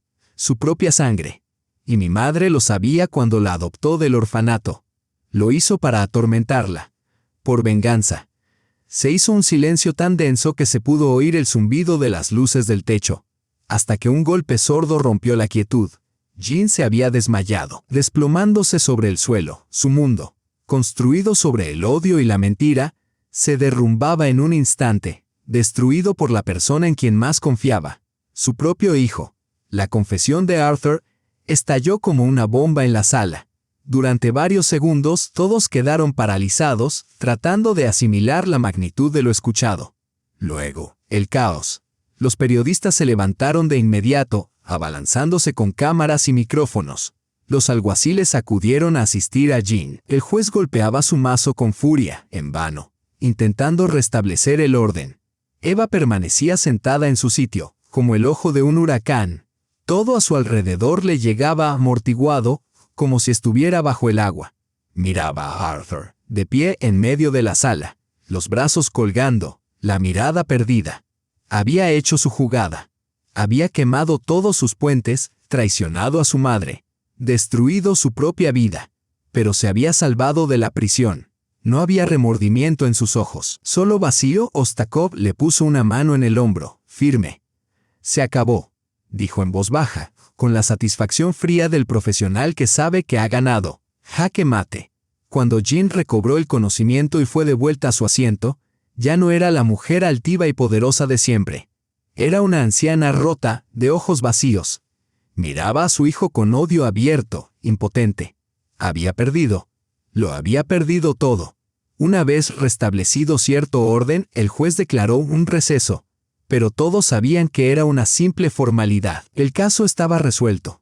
El testimonio público, bajo juramento de Arthur, había volcado completamente el juicio. Tras la pausa, la audiencia fue breve. El juez leyó el fallo, con tono seco e implacable, como dictando un protocolo oficial. Con base en las nuevas pruebas aportadas y el testimonio de Arthur Pavlovich Belosov, este tribunal declara inválido el testamento en el que Jean Arkadievna Belosova figuraba como única heredera. Se reconoce como legítima heredera de la herencia del fallecido Pavel Maximovich Belosov a Eva Yekaterinovna Poliakova. Según consta en el testamento fechado, el juez mencionó la fecha de aquella visita secreta al notario. Asimismo, continuó con tono más severo, el tribunal encuentra indicios razonables de conducta delictiva por parte de Jean Arkadievna Belosova, Maxim Valerievich Grishin y Andrei Viktorovich Somov, conforme a los artículos del Código Penal, fraude en gran escala, falsificación de documentos y falso testimonio. Todos los antecedentes serán remitidos de inmediato al Comité de Investigación para la apertura de diligencias penales. Fue una derrota total. No solo una causa hereditaria perdida, sino el inicio del fin para un imperio edificado sobre el engaño y el miedo. Cuando Eva salió del tribunal, fue rodeada por una avalancha de periodistas. Le gritaban preguntas, le acercaban micrófonos y cámaras. Ostakov y Volsky, convertidos en sus escoltas, apenas lograban abrirle paso hasta el coche. Ella no dijo una palabra. Aún no había asimilado del todo lo ocurrido. Solo sentía que una carga invisible, la que había soportado toda su vida, por fin se había desprendido de sus hombros. Horas más tarde, se encontraban en el despacho de Ostakov, brindando con champán traído por Volsky. Igor los acompañaba también. Se le veía en paz. Había cumplido con su deber hacia su amigo. ¿Y ahora qué pasa?, preguntó Eva. Ahora comienza la parte larga y tediosa, respondió Ostakov. Transferencias, registros, trámites. Llevará tiempo, pero legalmente ya es todo tuyo. En cuanto a Jean Arkadievna, su amigo el diputado y el médico corrupto, les esperaba un futuro sombrío. Investigaciones, interrogatorios, juicio. Sus reputaciones estaban destruidas, la carrera política de Grishin había terminado. La clínica de Somov probablemente sería clausurada. Y Jean se quedaría sin nada. La casa en la que vivía pertenecía ahora legalmente a Eva. Era un sentimiento extraño. El lugar donde alguna vez fue tratada como una sirvienta, ahora le pertenecía. Podía regresar como legítima propietaria. Podía desalojar a Jean y a Arthur. Pero esa idea no le causaba placer ni satisfacción, solo vacío. Cuando ya estaba por marcharse, la secretaria de Ostakov le informó que había llegado un paquete para ella. Entregado por mensajero, solo llevaba su nombre. Dentro había una caja plana y una nota breve. Eva, esto es lo último que debía darte. Lamento haber guardado silencio tanto tiempo. Sé feliz, Igor. Abrió la caja. En su interior, sobre un fondo de terciopelo, había un sobre sellado de un laboratorio médico, marcado como confidencial, para ser abierto personalmente, y una fecha, un mes antes de la muerte de Pavel Belosov. Miró a Ostakov con desconcierto. Él se encogió de hombros. Con sumo cuidado, Eva abrió el sobre. Dentro, un único folio, un documento oficial, un resultado de prueba de paternidad. Pasó los ojos por las líneas. Participante 1. Pavel Maximovich Belousov. Participante 2. Eva Yekaterinovna Poliakova. Muestras biológicas estándar proporcionadas. Y al final, en letras destacadas, la probabilidad de que el participante 1 sea el padre biológico del participante 2 es del 99%. Firma, sello, Eva bajó el papel. Lo había sabido. Siempre lo había sentido. Pero ahora tenía pruebas. Irrefutables. Su padre no solo le había legado un testamento y unas cartas. Se aseguró de que nadie pudiera cuestionar jamás quién era ella en realidad. No solo protegió su derecho a la herencia, sino también a su nombre.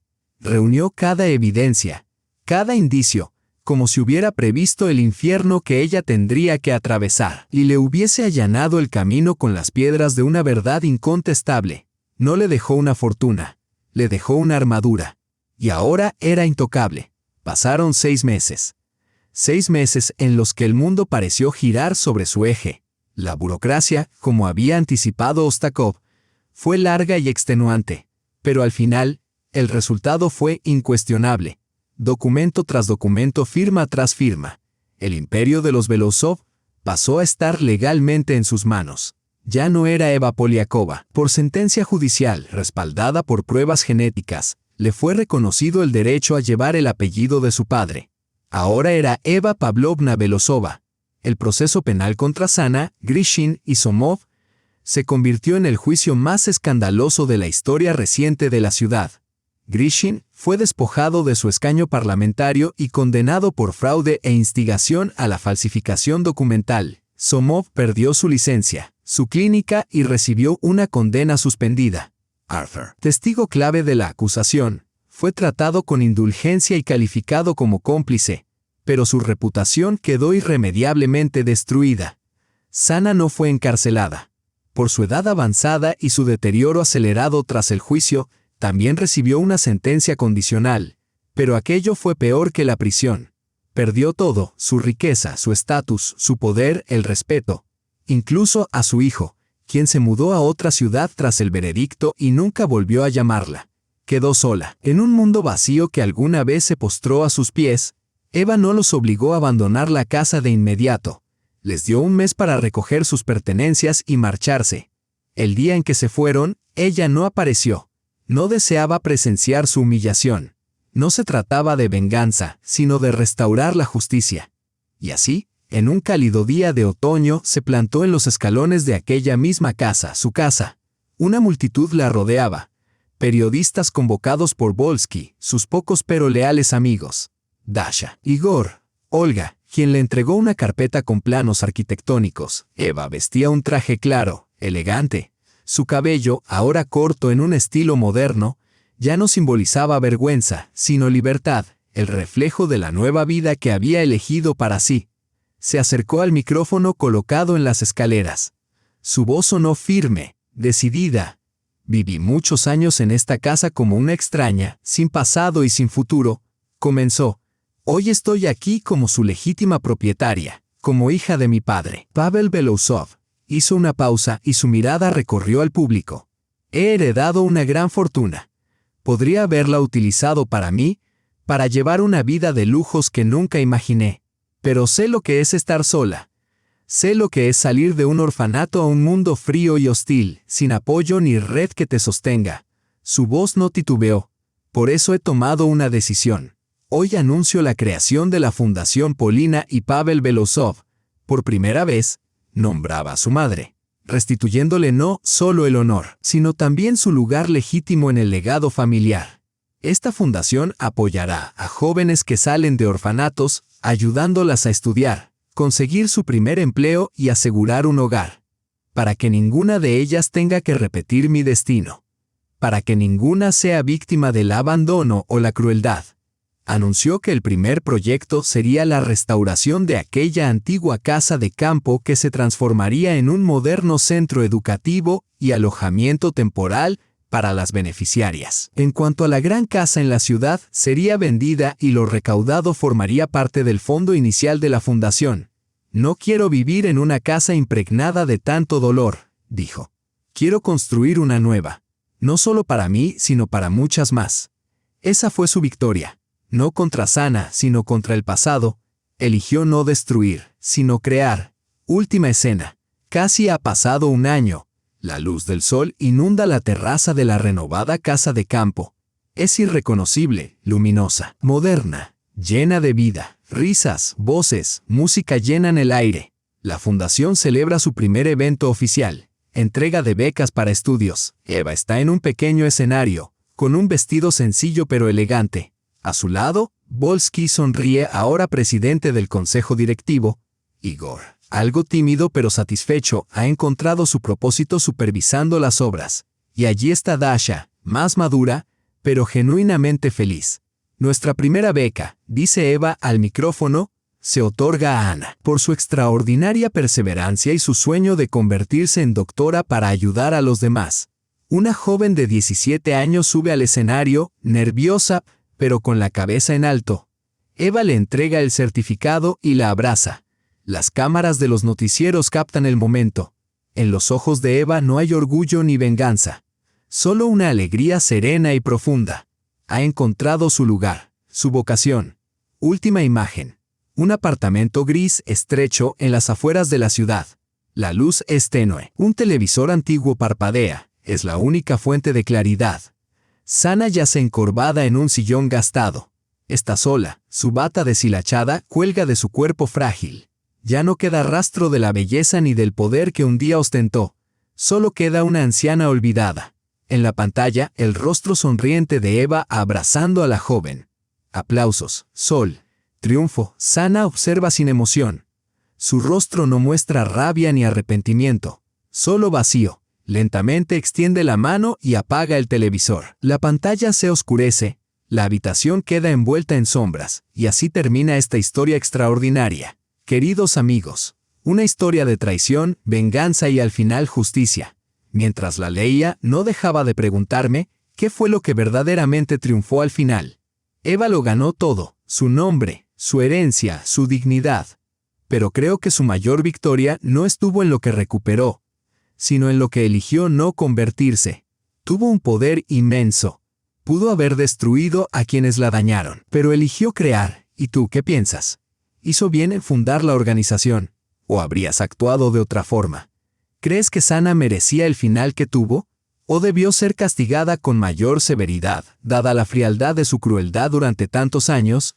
Y Arthur, ¿fue su confesión un acto de redención o simplemente una salida cobarde? ¿Puede ser perdonado? Queremos saber tu opinión. Cuéntanos en los comentarios qué personaje te conmovió más, con quién simpatizaste y con quién no. Tu voz cuenta. Si esta historia te conmovió, apóyanos con un me gusta. Eso nos ayuda a seguir creciendo y traerte más relatos poderosos. Y por supuesto, suscríbete para no perderte el próximo. Tenemos muchas más historias emocionantes y que invitan a la reflexión. Gracias por acompañarnos hasta el final. Cuídense mucho y cuiden a quienes aman. Actúen siempre con integridad. Les deseamos lo mejor. Al final del video, aparecerá una caja en el centro de la pantalla. Haz clic para descubrir más de nuestras historias más impactantes.